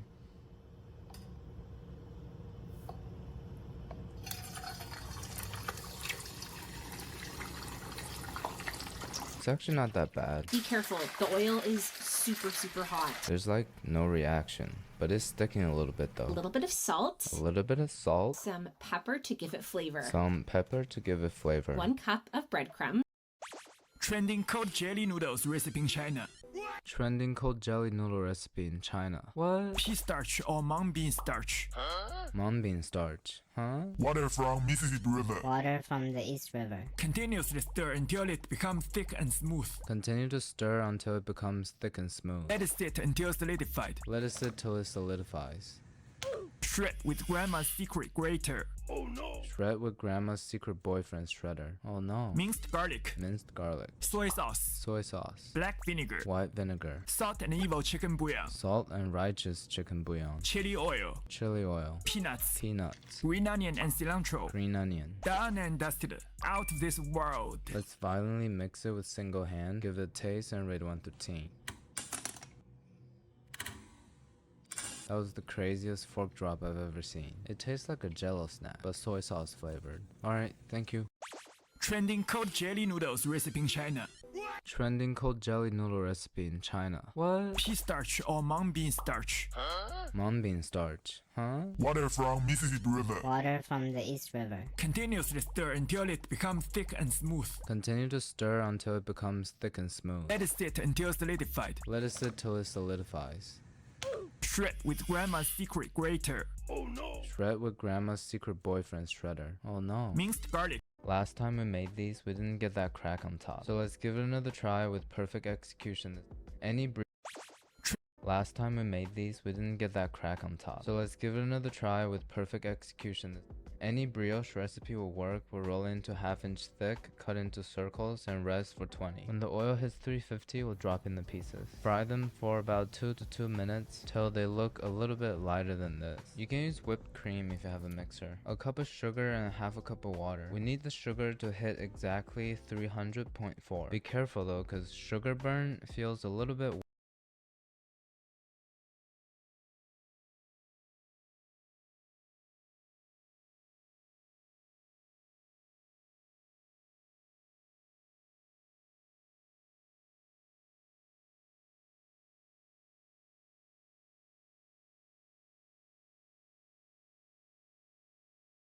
worse than oil burn. Don't ask me how I found out. You know what? Let's just throw it in and cover all over. Like one of those fruit tanghulu. Let's give it a taste and rate it 1 through 10. The definition of crispy on the outside, soft on the inside. 9 out of 10. Alright, thank you. Last time. These balls are called mitarashi dango. It's a popular Japanese street food. We're gonna try to make some today, so first we have to go to the store to get some of these white powder. You know who else shops here? Have a good day, Casey. You see these chalk-looking particulates is called shiratama. It's mochi rice processed with water. And this pink one is called joshinko. It's normal rice processed dry. Pour in 2/3 of a cup of boiling water. To beat it all together, it's gonna take a while. Unless, you know, you're this guy. These things cook really fast. Once they're floating up, it's done. Traditionally, we'll put it over a wood fire and grill it till it's a little bit charred. I'm just gonna go with a good old blowtorch. Do you think I overdid it a little? Finally, we'll brush on the soy sauce sugar glaze. It's not that good, but at least we learned a lot during the process. I'll give it another try in the future. Alright, thank you. These balls are called mitarashi dango. It's a popular Japanese street food. We're gonna try to make some today, so first we have to go to the store to get some of these white powder. You know who else shops here? Have a good day, Casey. You see these chalk-looking particulates is called shiratama. It's mochi rice processed with water. And this pink one is called joshinko. It's normal rice processed dry. Pour in 2/3 of a cup of boiling water. To beat it all together, it's gonna take a while. Unless, you know, you're this guy. These things cook really fast. Once they're floating up, it's done. Traditionally, we'll put it over a wood fire and grill it till it's a little bit. If you mix 4 eggs, If I mix 2 eggs with 400 grams of cottage cheese, with 200 grams of cottage cheese, 2 teaspoons of baking powder, a key bump of baking powder, a teaspoon of salt, teaspoon of salt, 400 grams oats, 200-gram oats. Why does mine look like horse food? roll little balls and give them a little push until they look like this, Roll little balls and give them a little finger till they look like this. and bake them on 200 degrees Celsius for 30 minutes. Bake them at 400 Fahrenheit for 25. You get the most delicious high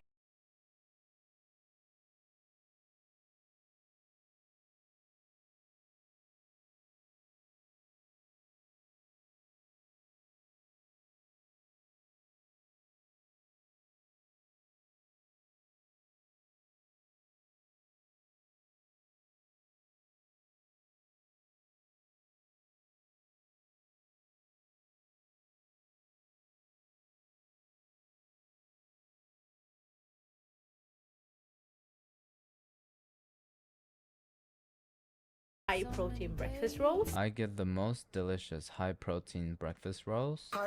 Let's put some butter on it and make a sandwich. Give it a taste and rate it 1 through 10. Damn. I had doubts because it seemed a little too healthy, but it's super moist and flavorful. 8.3 out of 10. Alright, thank you. If you mix 4 eggs, If I mix 2 eggs with 400 grams of cottage cheese, with 200 grams of cottage cheese, 2 teaspoons of baking powder, a key bump of baking powder, a teaspoon of salt, teaspoon of salt, 400 grams oats, 200-gram oats. Why does mine look like horse food? roll little balls and give them a little push until they look like this, Roll little balls and give them a little finger till they look like this. and bake them on 200 degrees Celsius for 30 minutes. Bake them at 400 Fahrenheit for 25. You get the most delicious high protein breakfast rolls. I get the most delicious high protein breakfast rolls. Let's put some butter on it and make a sandwich. Give it a taste and rate it 1 through 10. Damn. I had doubts because it seemed a little too healthy, but it's super moist and flavorful. 8.3 out of 10. Alright, thank you. If you mix 4 eggs, If I mix 2 eggs with 400 half chili flakes, half fine chili powder, salt, sugar, and MSG, and a tablespoon each of soy sauce, black vinegar, some type of hard liquor, and some spicy bean paste. We're starting them in cold oil because it's I'm at Ippudo, the most famous tonkatsu ramen restaurant from Japan. Eating here reminds me of a few years ago I was in school with the son of their owner, Kawahara from Fukuoka. We shared a few mutual friends but never had a proper conversation. He's quiet, more quiet than me, which is extremely rare. One time I saw him in the dining hall and said hi. He looked up, gave me a nod. End of interaction. The only other thing I remember is his love for whiskey, specifically Yamazaki 18. It's been 5 years. I don't know what you're up to, but Kawahara, if you're watching this video, please stop charging spicy mayo as a separate dish. It needs to come with the fried chicken, man. Alright, thank you. I'm at Ippudo, the most famous tonkatsu ramen restaurant from Japan. Eating here reminds me of a few years ago I was in school with the son of their owner, Kawahara from Fukuoka. We shared a few mutual friends but never had a proper conversation. He's quiet, more quiet than me, which is extremely rare. One time I saw him in the dining hall and said hi. He looked up, gave me a nod. End of interaction. The only other thing I remember is his love for whiskey, specifically Yamazaki 18. It's been 5 years. I don't know what you're up to, but Kawahara, if you're watching this video, please stop charging spicy mayo as a separate dish. It needs to come with the fried chicken, man. Alright, thank you. I'm at Ippudo, the most famous tonkatsu ramen restaurant from Japan. Eating here reminds me of a few years ago I was in school with the son of their owner, Kawahara from Fukuoka. We shared a few mutual friends but never had a proper conversation. He's quiet, more quiet than me, which is extremely rare. One time I saw him in the dining hall and said hi. He looked up. Half chili flakes, half fine chili powder, salt, sugar, and MSG, and a tablespoon each of. I'm at Ippudo, the most famous. A carton of milk and 2 bottles of rum. You might think my dad is back. But we're actually just making a milk-washed pina colada. Aged in pineapple rum and this thing. Pineapple water, coconut juice, and 2 limes. Now we'll just take the alcohol cup and the fruit cup into 6 ounces of milk. It's gonna immediately start to curdle. We'll give it a stir and let it steep for 30 minutes. Kinda looks like drinking in reverse. We're gonna let the first few drops go through and just let it sit on the coffee filter. This is basically just ricotta.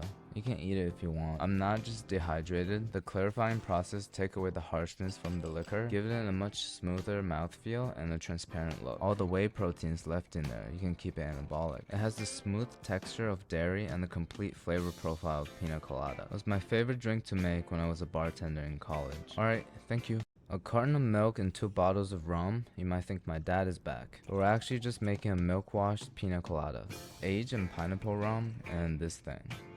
Pineapple water, coconut juice, and 2 limes. Now we'll just take the alcohol cup and the fruit cup into 6 ounces of milk. It's gonna immediately start to curdle. We'll give it a stir and let it steep for 30 minutes. Kinda looks like drinking in reverse. We're gonna let the first few drops go through and just let it sit on the coffee filter. This is basically just ricotta. You can eat it if you want. I'm not just dehydrated. The clarifying process take away the harshness from the liquor, give it a much smoother mouthfeel and a transparent look. All the whey proteins left in there, you can keep it anabolic. It has the smooth texture of dairy and the complete flavor profile of pina colada. It was my favorite drink to make when I was a bartender in college. Alright, thank you. A carton of milk and 2 bottles of rum. You might think my dad is back. But we're actually just making a milk-washed pina colada. Aged in pineapple rum and this thing. I'm making potato braids. After boiling peeled potatoes, I press them through a sieve. After peeling boiled potatoes, I mash them with a fork. Add cornstarch, oil, water, and salt. Add potato starch, oil, and water. I pipe the mixture onto a flat surface and start the braiding sequence. I pipe the mixture onto a parchment paper and started losing it. This part was a little tricky as the moisture has to be just right to keep the braid from breaking. Okay, let's try it again with much thicker legs. Do you think it looks good? Fry until golden brown and top with salt, and that's it. Fry it till golden brown and that's it. Where are all these steam coming from? The inside is kind of stretchy. It's a little hollow too. Let's give it a taste and rate 1 through 10. Extremely crunchy shell and the inside is like potato flavored cheese. I think because of the thickness we created some depth to this recipe. 9 out of 10. Alright, thank you. I'm making potato braids. After boiling peeled potatoes, I press them through a sieve. After peeling boiled potatoes, I mash them with a fork. Add cornstarch, oil, water, and salt. Add potato starch, oil, and water. I pipe the mixture onto a flat surface and start the braiding sequence. I piped the mixture onto a parchment paper and started losing it. This part was a little tricky as the moisture has to be just right to keep the braid from breaking. Okay, let's try it again with much thicker legs. Do you think it looks good? Fry until golden brown and top with salt, and that's it. Fry it till golden brown and that's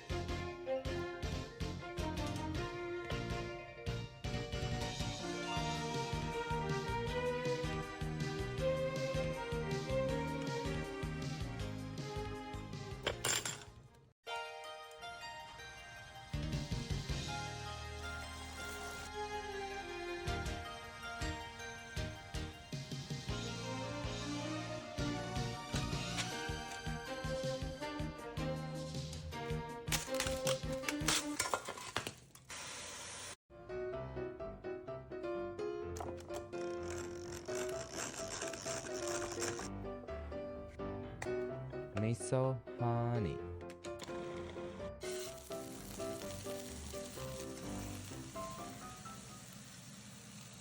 Oh, come on, man. The sauce off-colored because the meat's off-colored.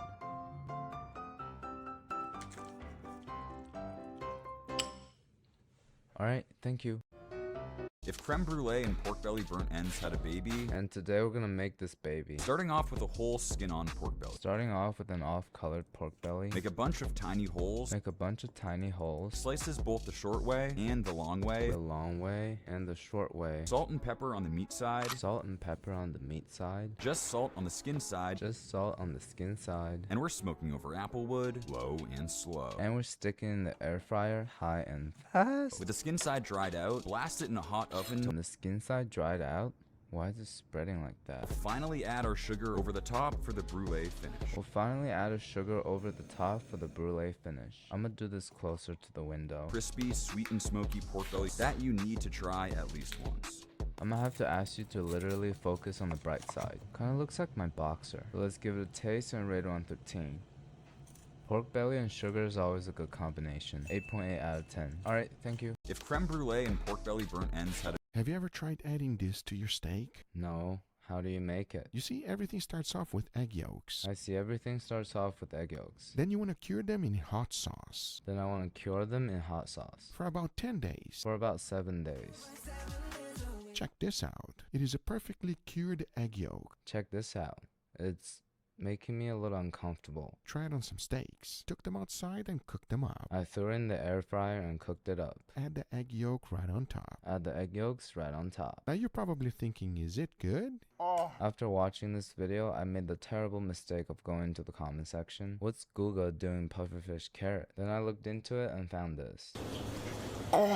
Yeah, I forget how ruthless comments are sometimes. But anyways, let's spread it out on a piece of steak, give it a taste, and rate it on 15. Damn. It tastes like a creamier, less oily hot sauce butter. 9 out of 10. Google always brings us interesting ideas, so don't be mean to him. Alright, thank you. Have you ever tried adding this to your steak? No. How do you make it? You see, everything starts off with egg yolks. I see everything starts off with egg yolks. Then you want to cure them in hot sauce. Then I want to cure them in hot sauce. For about 10 days. For about 7 days. Check this out. It is a perfectly cured egg yolk. Check this out. It's making me a little uncomfortable. Try it on some steaks. Took them outside and cooked them up. I threw it in the air fryer and cooked it up. Add the egg yolk right on top. Add the egg yolks right on top. Now you're probably thinking, is it good? Oh. After watching this video, I made the terrible mistake of going to the comment section. What's Google doing pufferfish carrot? We made a lot of garlic butter the other day, so let's put it to good use. I'm thinking this whole loaf of garlic bread. I never really buy bread, because I always grow mold before I get to eat it. Cutting it in a crosshatch without going all the way down. Why is it kind of scary like that? Boop! Now we're gonna take a lot of the garlic butter, shove it all the way down the crevices. This step is so much harder than I expected. Also stuffing it with cheese. Probably half a bag of this mozzarella. Don't worry, I still got the raclette. Loosely wrap it with foil at 350 for 10 minutes. Remove, back in for another 10. It looks really good. I don't even know how to approach it. So let's give it a taste and rate it on 13. It tastes like a top tier pizza. 9 out of 10. The only problem is that I might have to share. Alright, thank you. We made a lot of garlic butter the other day, so let's put it to good use. I'm thinking this whole loaf of garlic bread. I never really buy bread, because I always grow mold before I get to eat it. Cutting it in a crosshatch without going all the way down. Why is it kind of scary like that? Boop! Now we're gonna take a lot of the garlic butter, shove it all the way down the crevices. This step is so much harder than I expected. Also stuffing it with cheese. Probably half a bag of this mozzarella. Don't worry, I still got the raclette. Loosely wrap it with foil at 350 for 10 minutes. Remove, back in for another 10. It looks really good. I don't even know how to approach it. So let's give it a taste and rate it on 13. It tastes like a top tier pizza. 9 out of 10. The only problem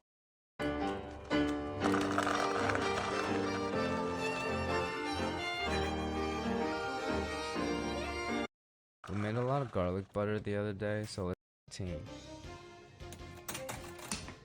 It tastes like a top tier pizza. 9 out of 10. The only problem is that I might have to share. Alright, thank you. We made a lot of garlic butter the other day, so let's put it to good use. I'm thinking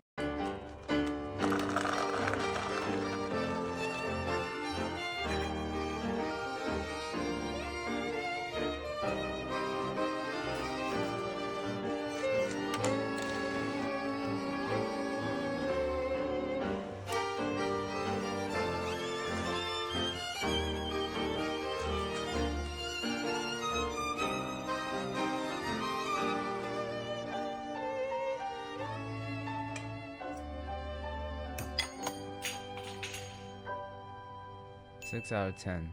Alright, thank you.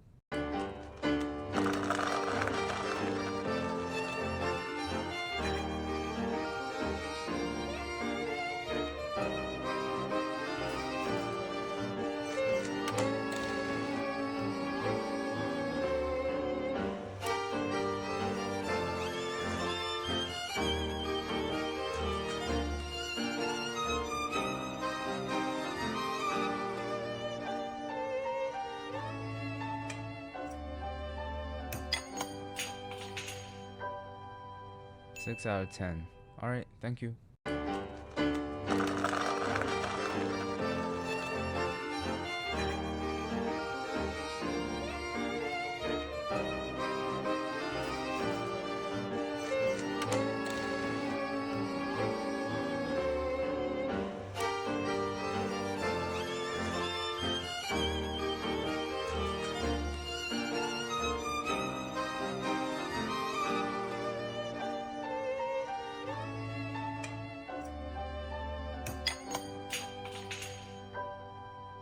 6 out of 10.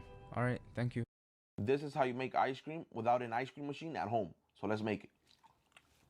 Oh, that was impressive. Into a pot, go in there with some sugar. In a pot, going with some sugar. And whole milk. And almond milk. We're not going to boil this. We're only going to heat it up. Only going to heat it up. Now grab a vanilla bean and scrape out all the beans. Some dessert MSG. Kinda looks like witchcraft. So go ahead and throw in there some of that milk mixture, and you're gonna mix this up. We'll put some of the mixture into the egg yolk and mix it up. Throw it back into your milk mixture and mix everything together. Throw it back in and mix together. I also added some heavy cream at some point. Place your mixture right on top and mix that up for a couple of minutes. We'll put on some salted ice and mix for a couple of minutes. And by a couple of minutes, he meant 40. Once it's nice and thick like this, put it in the freezer for 20 minutes. Might be hard to believe, but I have other things to do today, so I'm just gonna freeze it now. 4 hours later, let's give it a taste and rate 1 through 10.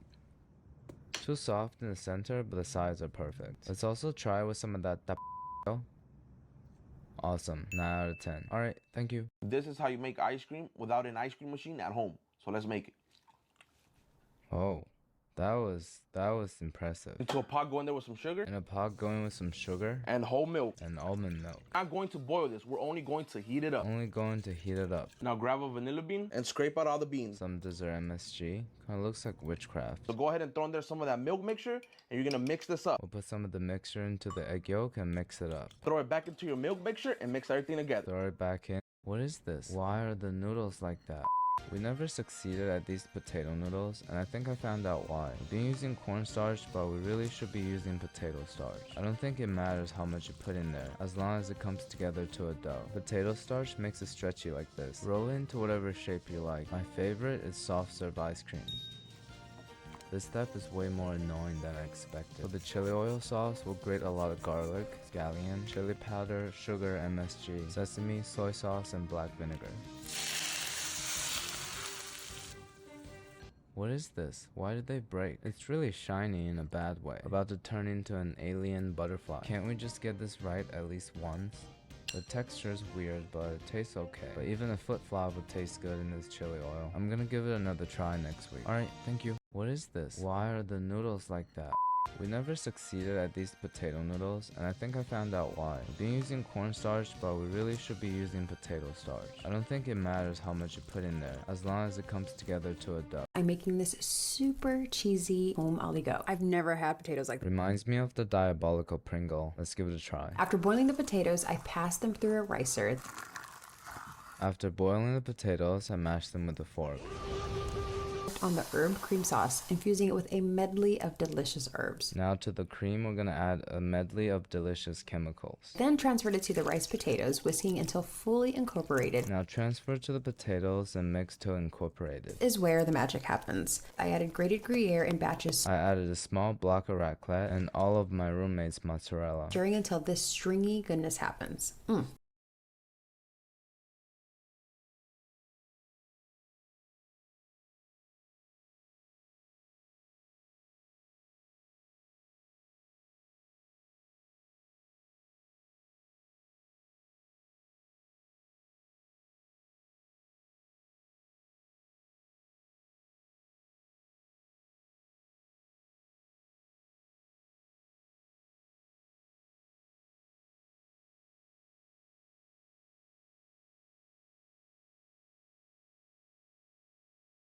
Stir till this clumpy yellow cement happens.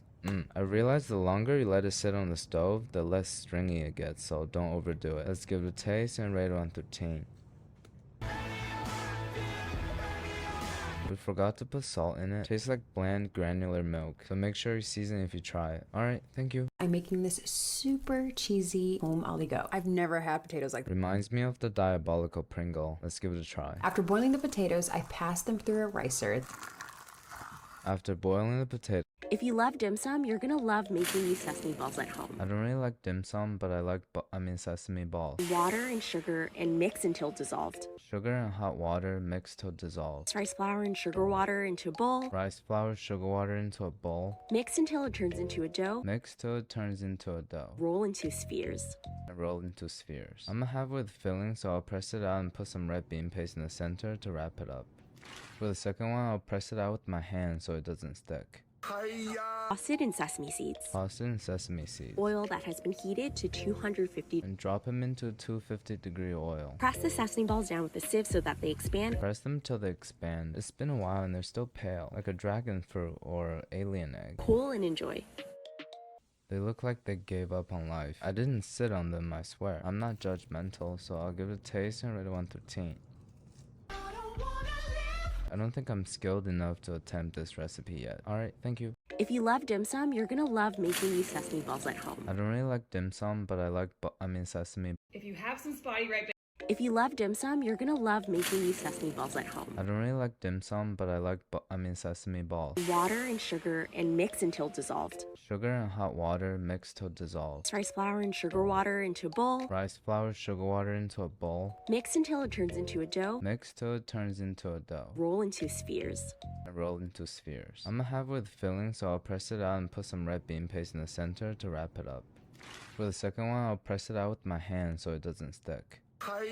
Toss it in sesame seeds. Toss it in sesame seeds. Oil that has been heated to 250. And drop them into 250-degree oil. Press the sesame balls down with a sieve so that they expand. Press them till they expand. It's been a while and they're still pale, like a dragon fruit or alien egg. Cool and enjoy. They look like they gave up on life. I didn't sit on them, I swear. I'm not judgmental, so I'll give it a taste and rate it 1 through 10.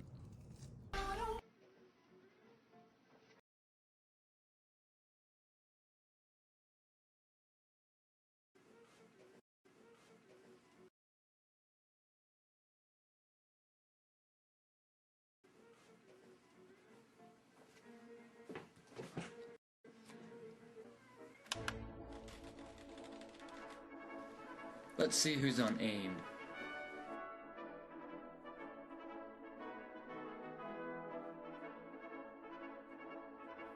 Yes! My friend's on!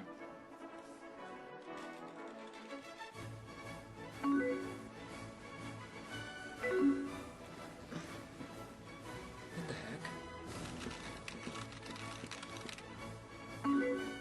LOL.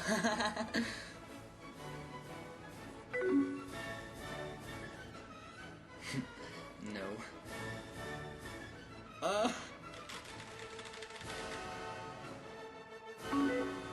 That's right, LOL.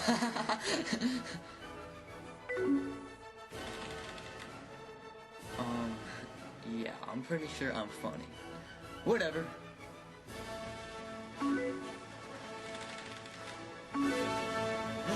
Raffle time!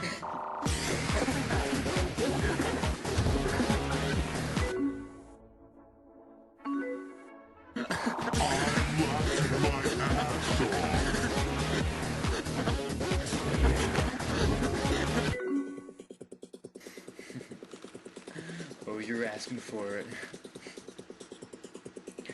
Oh, I'll see what happens. We're gonna see what happens. We are gonna see exactly what's gonna happen.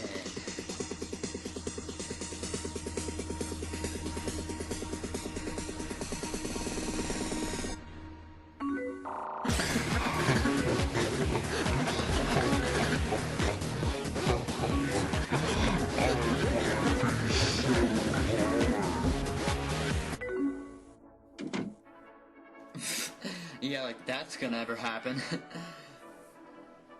What? pretty sure I'm funny. Whatever.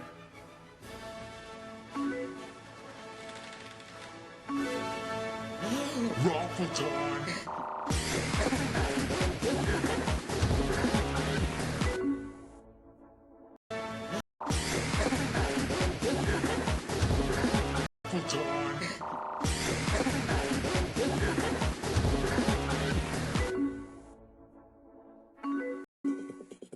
You're asking for.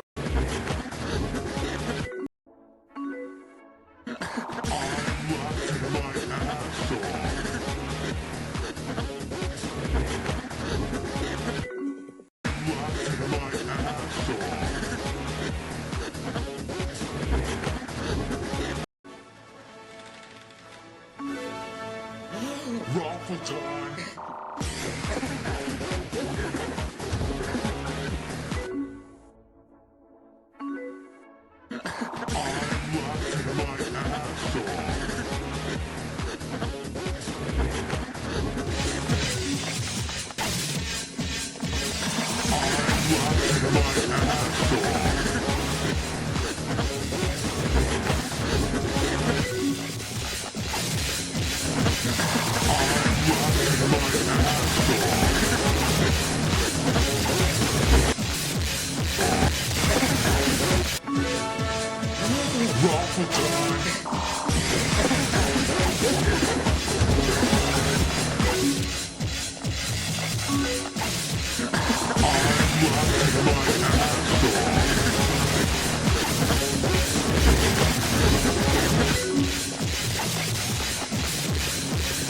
You're asking for it. Oh, I'll see what happens. We're gonna see what happens. We are gonna see exactly what's gonna happen.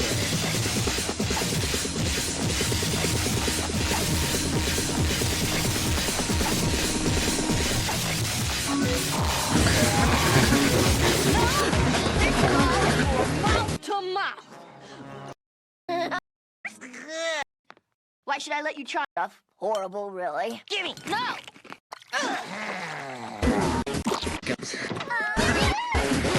Whatever. Tell us more about the marshland shrews. Oh, yes. You make them seem so cute. Well, that's not so difficult. They are like you.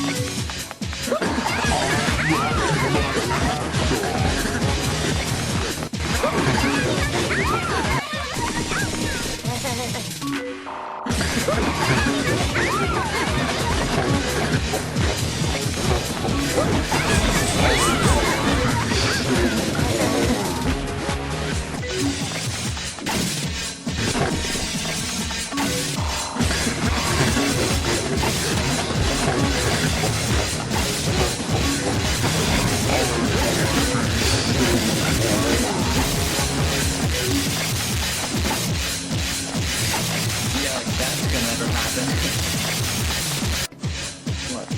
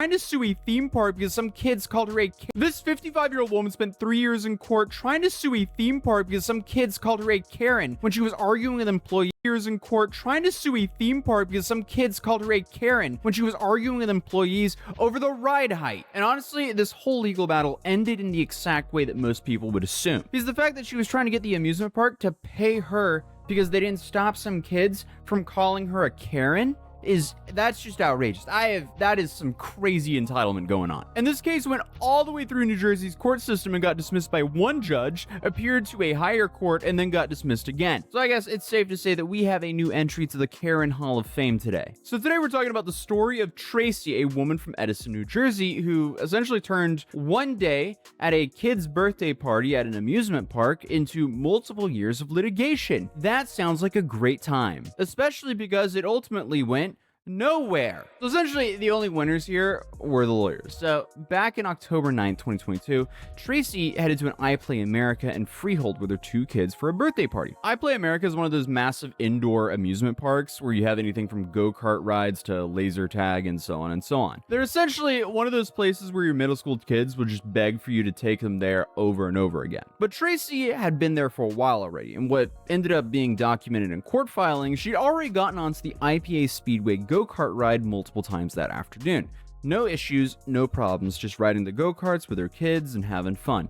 But then she went back for another round and suddenly they stopped her. They were like, wait a second, the height here doesn't match up, you shouldn't be on the ride. And instead of going, oh, my bad, I'll let the kids play, she decided to stand there and argue with the employees. Now, I guess from Tracy's perspective, this felt random and out of place and that they were targeting her for some reason. Because in her mind, she wrote it multiple times, why are they stopping her now? So she then spent quite a bit of time explaining that to the employees, and then they had to call the manager. And obviously, while all of this was happening, they had to stop the ride. The line got longer and longer, and then, this is a park that's, predominantly has like elementary and middle schooler kids, so obviously they're not happy about suddenly not being able to go onto a ride because of some old middle-aged woman holding up the ride for a bunch of kids, and it's a kids ride, so obviously the kids weren't very happy about that, so they started heckling her. And again, it's a kids attraction that's being held up by an adult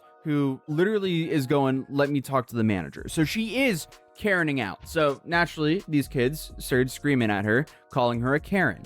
She didn't like that. She really didn't like that because clearly this went all the way to court. So the complaint alleges that they called her a white and a Karen. Now, is that right to do? Absolutely not. But they're kids. They're being held up by a Karen. So after continuously going back and forth with the employee and the manager for way too long, she finally got her final no. Unfortunately, Tracy could no longer ride the go-kart, which means now she had to leave, and the only way out was going through the line where all the kids were heckling her, and that was extremely humiliating for her, according to her legal complaint. So because Tracy had to do the walk of shame past the children, the lawsuit would describe that as she was terribly embarrassed and humiliated by the whole experience, particularly because her children saw her getting treated that way. Obviously, that's not pleasant, but hey, let's be real here. If you're riding a kid's ride over and over again, and they suddenly say, oh, yeah, sorry, you're actually not within the height requirements for this ride, I feel like any adult would be like, oh, my bad. Hey, kids, I'll wait right here and watch you guys have fun. It really doesn't have to be that hard. But according to Tracy's version of the events in the complaint, the iPlay American staff basically stood by and let all this heckling happen without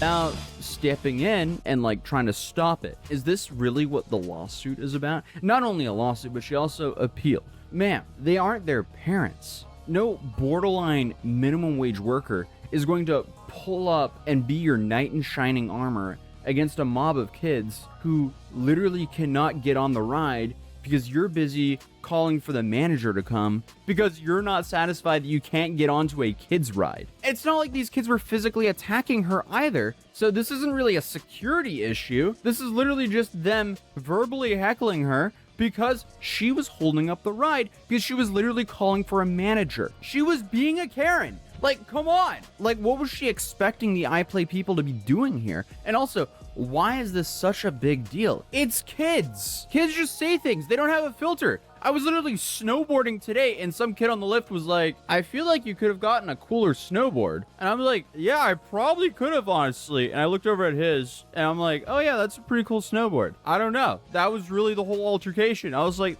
well, you have a cool snowboard. And he went, thank you. It wasn't deep. I didn't take offense to it. I didn't sue the ski lift company or the ski resort for letting some kid heckle me like that without them stepping in. Like, it doesn't make sense. This is just, this is goofy. This is beyond goofy. But hey, obviously, Tracy went so far overboard because, like, normally, right, if this happens, you have a very uncomfortable experience at a place, you would leave an angry Google review, an angry Yelp review maybe, or call the manager after, you know, physically having a spat with them in person. You know, why not give them a call as well? But no, instead, she sued them. So on June 3rd, 2024, almost 2 full years after the incident, she filed a formal lawsuit against iPlay America in Middlesex County Superior Court. 2 years? So I thought the lawsuit ended 2 years afterwards. No, she waited 2 years to sue this place. Her legal complaint made 2 distinct arguments and why the theme park should be held liable for what happened. The first claim apparently focused on the height restriction itself. Tracy's position was that the employee was flat out wrong about her not meeting the requirements, and since she'd been allowed on the ride multiple times earlier that same day, denying her access was negligent. I still can't believe that she's bringing this to court 2 years after it happened. Come on. Okay, so here she argued the park had failed its duty to her as a paying customer. Hold up. Okay, so maybe you spent like what? You and your 3 kids, maybe you spent like $300 that day. And now you're going to spend like thousands of dollars on a lawsuit? But the second claim was about the children, because Tracy argued that iPlay America had breached its duty of care by failing to intervene when those children started verbally harassing her. So here her position was essentially that theme parks have a responsibility to maintain not just a physically safe environment, but also to protect guests from verbal abuse from other patrons. And I guess by standing by while kids hurled insults at her, the park had dropped the ball in that front. So essentially, she's trying to argue here that businesses have a legal obligation to police the behavior of their customers towards each other. And I guess if they fail to do so, they should be financially responsible for the emotional harm. Ma'am, you were being heckled for being a Karen. And then you're going straight to the top of the Hall of Fame of Karens with this one. Actually, no, I will do a Hall of Fame of Karens video very soon because there are a whole lot of Karens that we've covered here on this channel and we need to rank them. Let's be real. But real quick before I continue the video,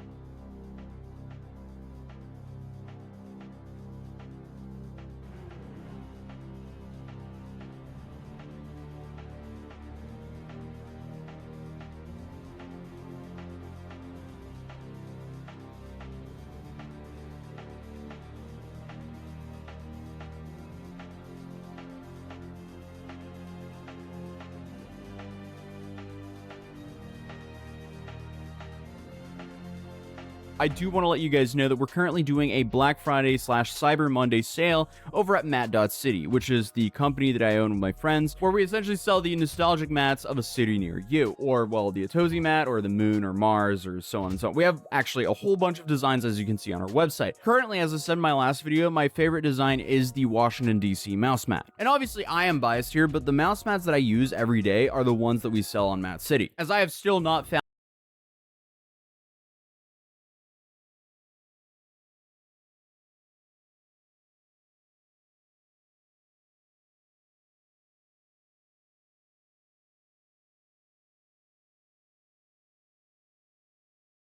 found a more comfortable mouse mat to use. So if you do want another way to support the channel, feel free to check out mat.city in the description down below. But without further ado, let's continue the video, because iPlay America, obviously they were not about to accept liability without a fight. And their defense boiled down to arguing that Tracy hadn't actually stated a claim that justified legal action. And the park's lawyers, they pushed back on both fronts. When it came to the height restrictions, they said, hey, even if they occasionally get it wrong, as in she was led on the ride a few times before they finally stopped her, they still have the obligation to stop her when they realize that she's not up to the height requirement. Because, you know, the whole goal with this height restriction is to keep everyone safe. And then when it came to the harassment claim, they argued that expecting a business to control spontaneous verbal interactions between guests just isn't reasonable or feasible at all. And the court heard both sides, and on October 11, 2024, they sided completely with iPlay America, and the judge dismissed Tracy's lawsuit entirely. Essentially, Tracy lost, and, you know, instead of moving on with her life, she decided to appeal it. Because why not go 2 for 2, I guess, as in losing twice in a row. So on October 31st, 2025, the New Jersey court system issued its ruling on Tracy again. The result, the higher court agreed with the trial court. The dismissal was upheld, meaning that Tracy lost again. Well, this time we actually got something valuable, a detailed 11-page written decision explaining exactly why the courts weren't convinced by any of Tracy's arguments. So the appellate judges opened by acknowledging that they reviewed everything that Tracy argued and remained unpursued, finding that lower court did not make any errors. They also made it a point by saying up front that they didn't condone what these kids did, but just because something is mean or inappropriate doesn't automatically make it illegal or something that you can successfully sue over. And the court then broke down exactly why both of Tracy's claims something that you can successfully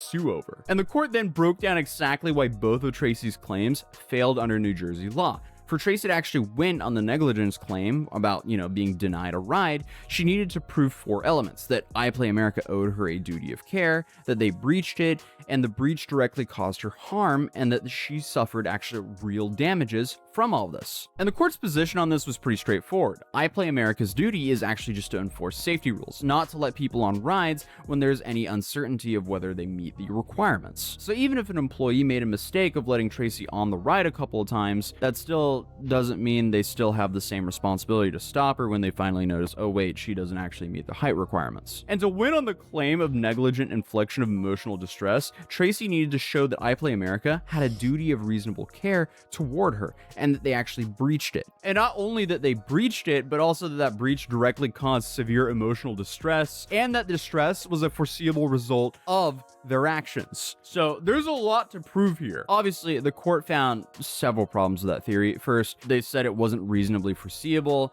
that denying someone a ride based on height would lead them to getting verbally attacked by an impatient kid in line. If anything, it was foreseeable that an adult held up a kid's ride made for kids that had a whole line of kids behind you wouldn't get any reaction from the kids waiting in line behind you. Like, come on, that's very foreseeable. But essentially, the court emphasized a fundamental limitation. iPlay America didn't have control over what those random children in line were yelling at her.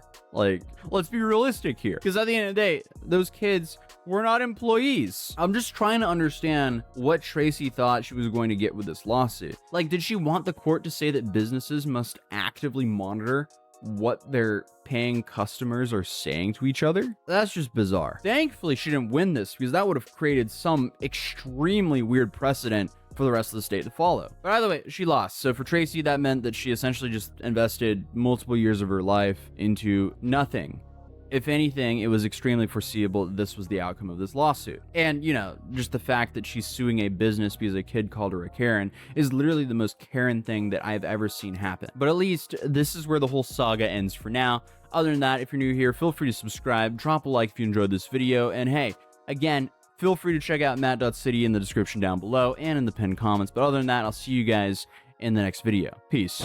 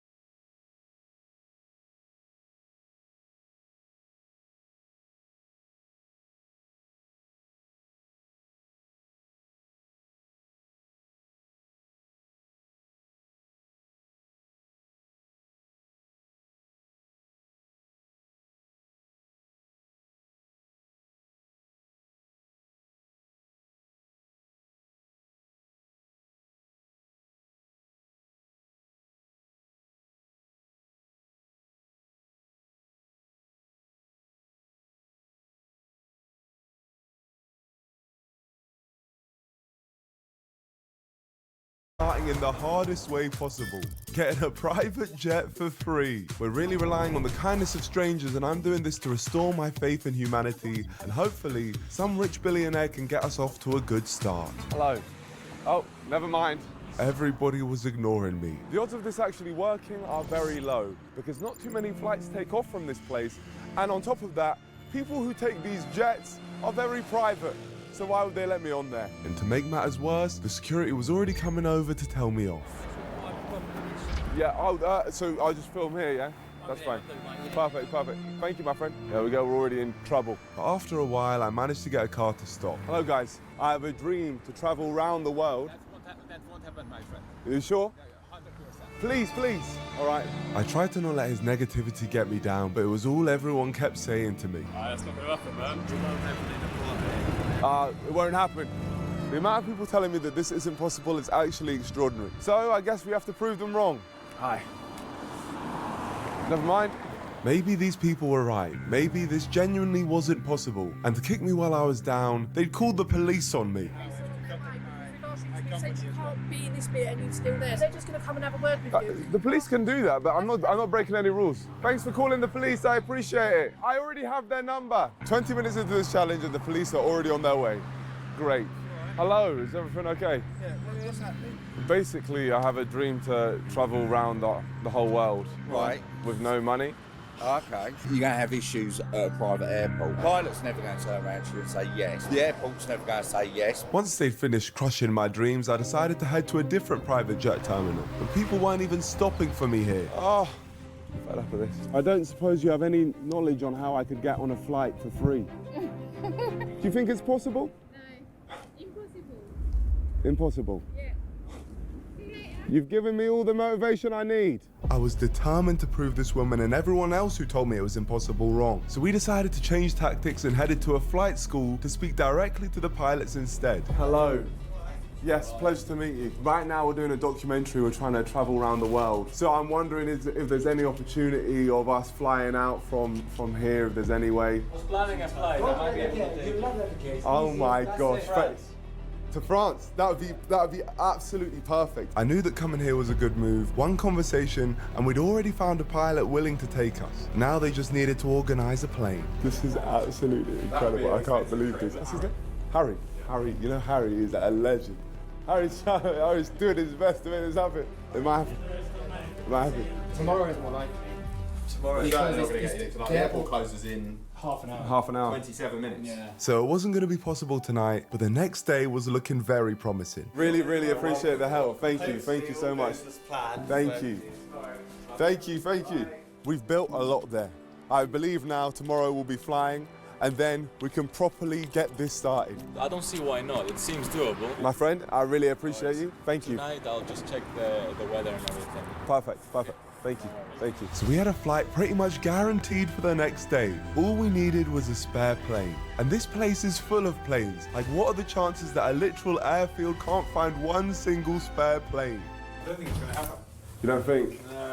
The plane's gone. It was due to come back from a check, and it's something to do with the starter motor. The plane they'd found to fly me into Europe today was broken, meaning we were back at square one. But this training center was huge, so I started asking around for anyone who could help me get into Europe for free. I spoke to this guy, who told me to go and chat to him, who told me to go and talk to her, who sent me over here to talk to him, who put me in touch with him, who put us on this. We're still not on there. Get sent. That's right, I must have spoken to every person in this place, and not one of them could help me get on a plane for today. It's looking really bad, and if we don't get out of the country, this video doesn't begin. Then we bumped into this lady who'd heard about what I was trying to do. I'm actually going to Spain tomorrow morning. Are you? Yeah. So you have a spare seat tomorrow? I've asked my husband, so we have a PC-12. I wonder if there's one here.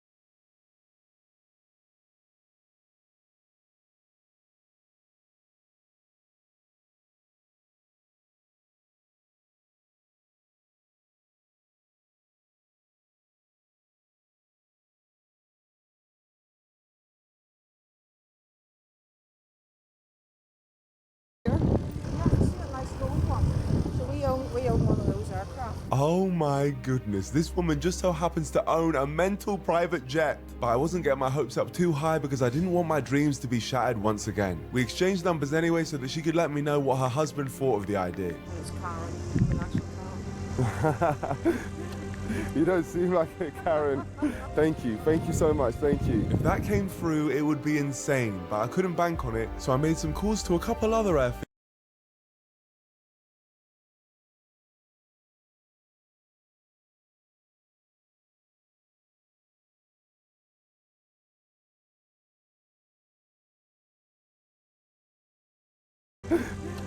You don't seem like it, Karen. Thank you so much, thank you. If that came through, it would be insane, but I couldn't bank on it, so I made some calls to a couple other airfields to see if they had a plane for me. No, we don't, unfortunately. No, sorry. No, is the answer, basically. This is hell, man. I was starting to consider whether this was even possible. My only hope now lied with Karen. Oh my goodness me. I've just got a text from Karen. Oh my gosh. Okay, we've got one. Hello? Thank you so much, Karen. Thank you. A pleasure, yeah. That's so amazing. Thank you so much, Karen. Not at all. I'll speak later, thank you. Bye-bye now. Thank you. Bye. Bye. Bye-bye. Oh, I'm having a sneezing fit, but that is amazing news. We're gonna... You know, we've had so much bad news, I've become allergic to good news. We've now got a jet for free out of the country. And you know what flight? We're not taking one of these nice little planes. We're gonna take a plane that looks like that one over there. Goodness me. Where the hell are we gonna stay in Girona? That was a problem for future me, because current me had a private jet to catch. Hello. I'm Ernie. Nico, pleasure to meet you. Honestly, thank you so much for agreeing to take us. I met Karen's husband, Ernie, and said hello to Karen herself. I can't believe this is happening. It's absolutely bonkers. As we've got to do all of this with no money, I'm going to quickly go to the cafe and see if they'll give me any free snacks on my journey. You never know what you can get. I'm about to travel the world with no money. Is there any snack I could possibly get for the journey for free? Oh my gosh, a sausage roll, please. Thank you. Heated up. Yes, please. That's amazing. What a start. Sausage roll in hand, we headed off to the jet. We're about to get on this plane. And like I said, this wasn't just any old plane. This was a serious private jet, which cost me a grand total of £0. Thank you so much. Oh my gosh. I can't believe you've let us come on here for free with you guys, so thank you so much. Just like you guys, like entrepreneurial spirit. Honestly, you don't understand what you've done for us here. My friends, we are taking off right now. So many people told us that this was impossible. Do you think it's possible? That won't happen, my friend. Are you sure? Yeah, 100%. Please. They said that this would not happen. That's not gonna happen, man. So look outside right now, the plane is taking off. We are leaving the UK. Oh my gosh. We've done it. We have left the UK for free. Thanks to the kindness of Ernie and Karen. Thank you very much, Ernie. You're an absolute legend. Goodbye, UK. From this point on, we have 30 days remaining to travel the entire world.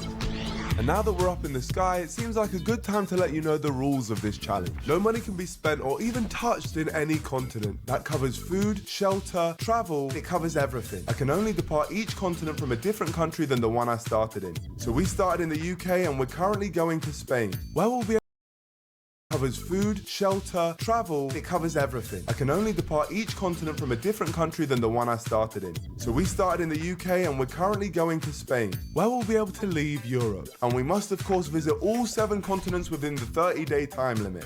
And now for the challenges. I must enjoy an experience in each continent. I must eat a meal native to each continent. I must photograph an animal in every continent. And I must play a game with strangers in every continent and attempt to become a world champion. And I also have to share a bag of shades, my sweets, in every continent too. And once we complete all of these challenges, our flight to the next continent will be unlocked, as we would have achieved our goal of traveling through that continent with no money. This challenge is going to be very difficult, very tough, but I believe we can do it. Don't you think, Ernie?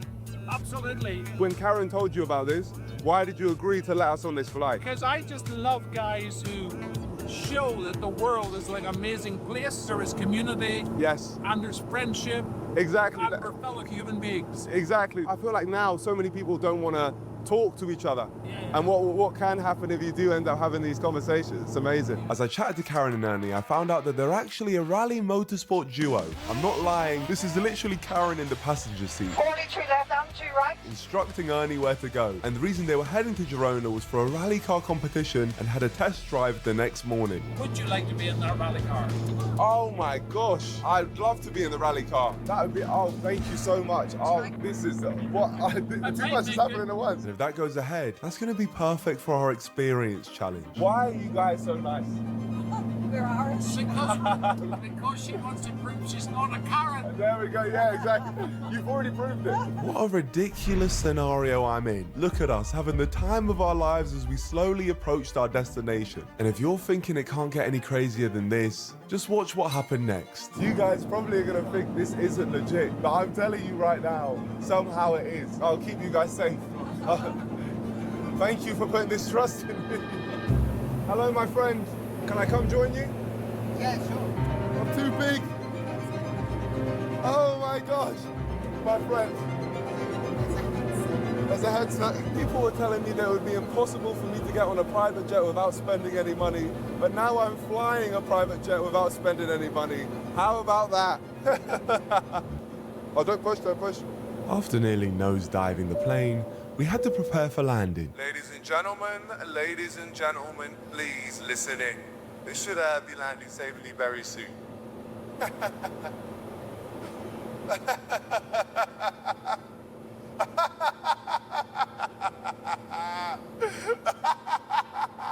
Ernie and Karen have put their trust in me not to kill them and land safely. Oh, we're turning! We're turning! I wish that was me, but I'm not actually turning the plane right now. The autopilot is moving my hands and is making the plane move right in front of me.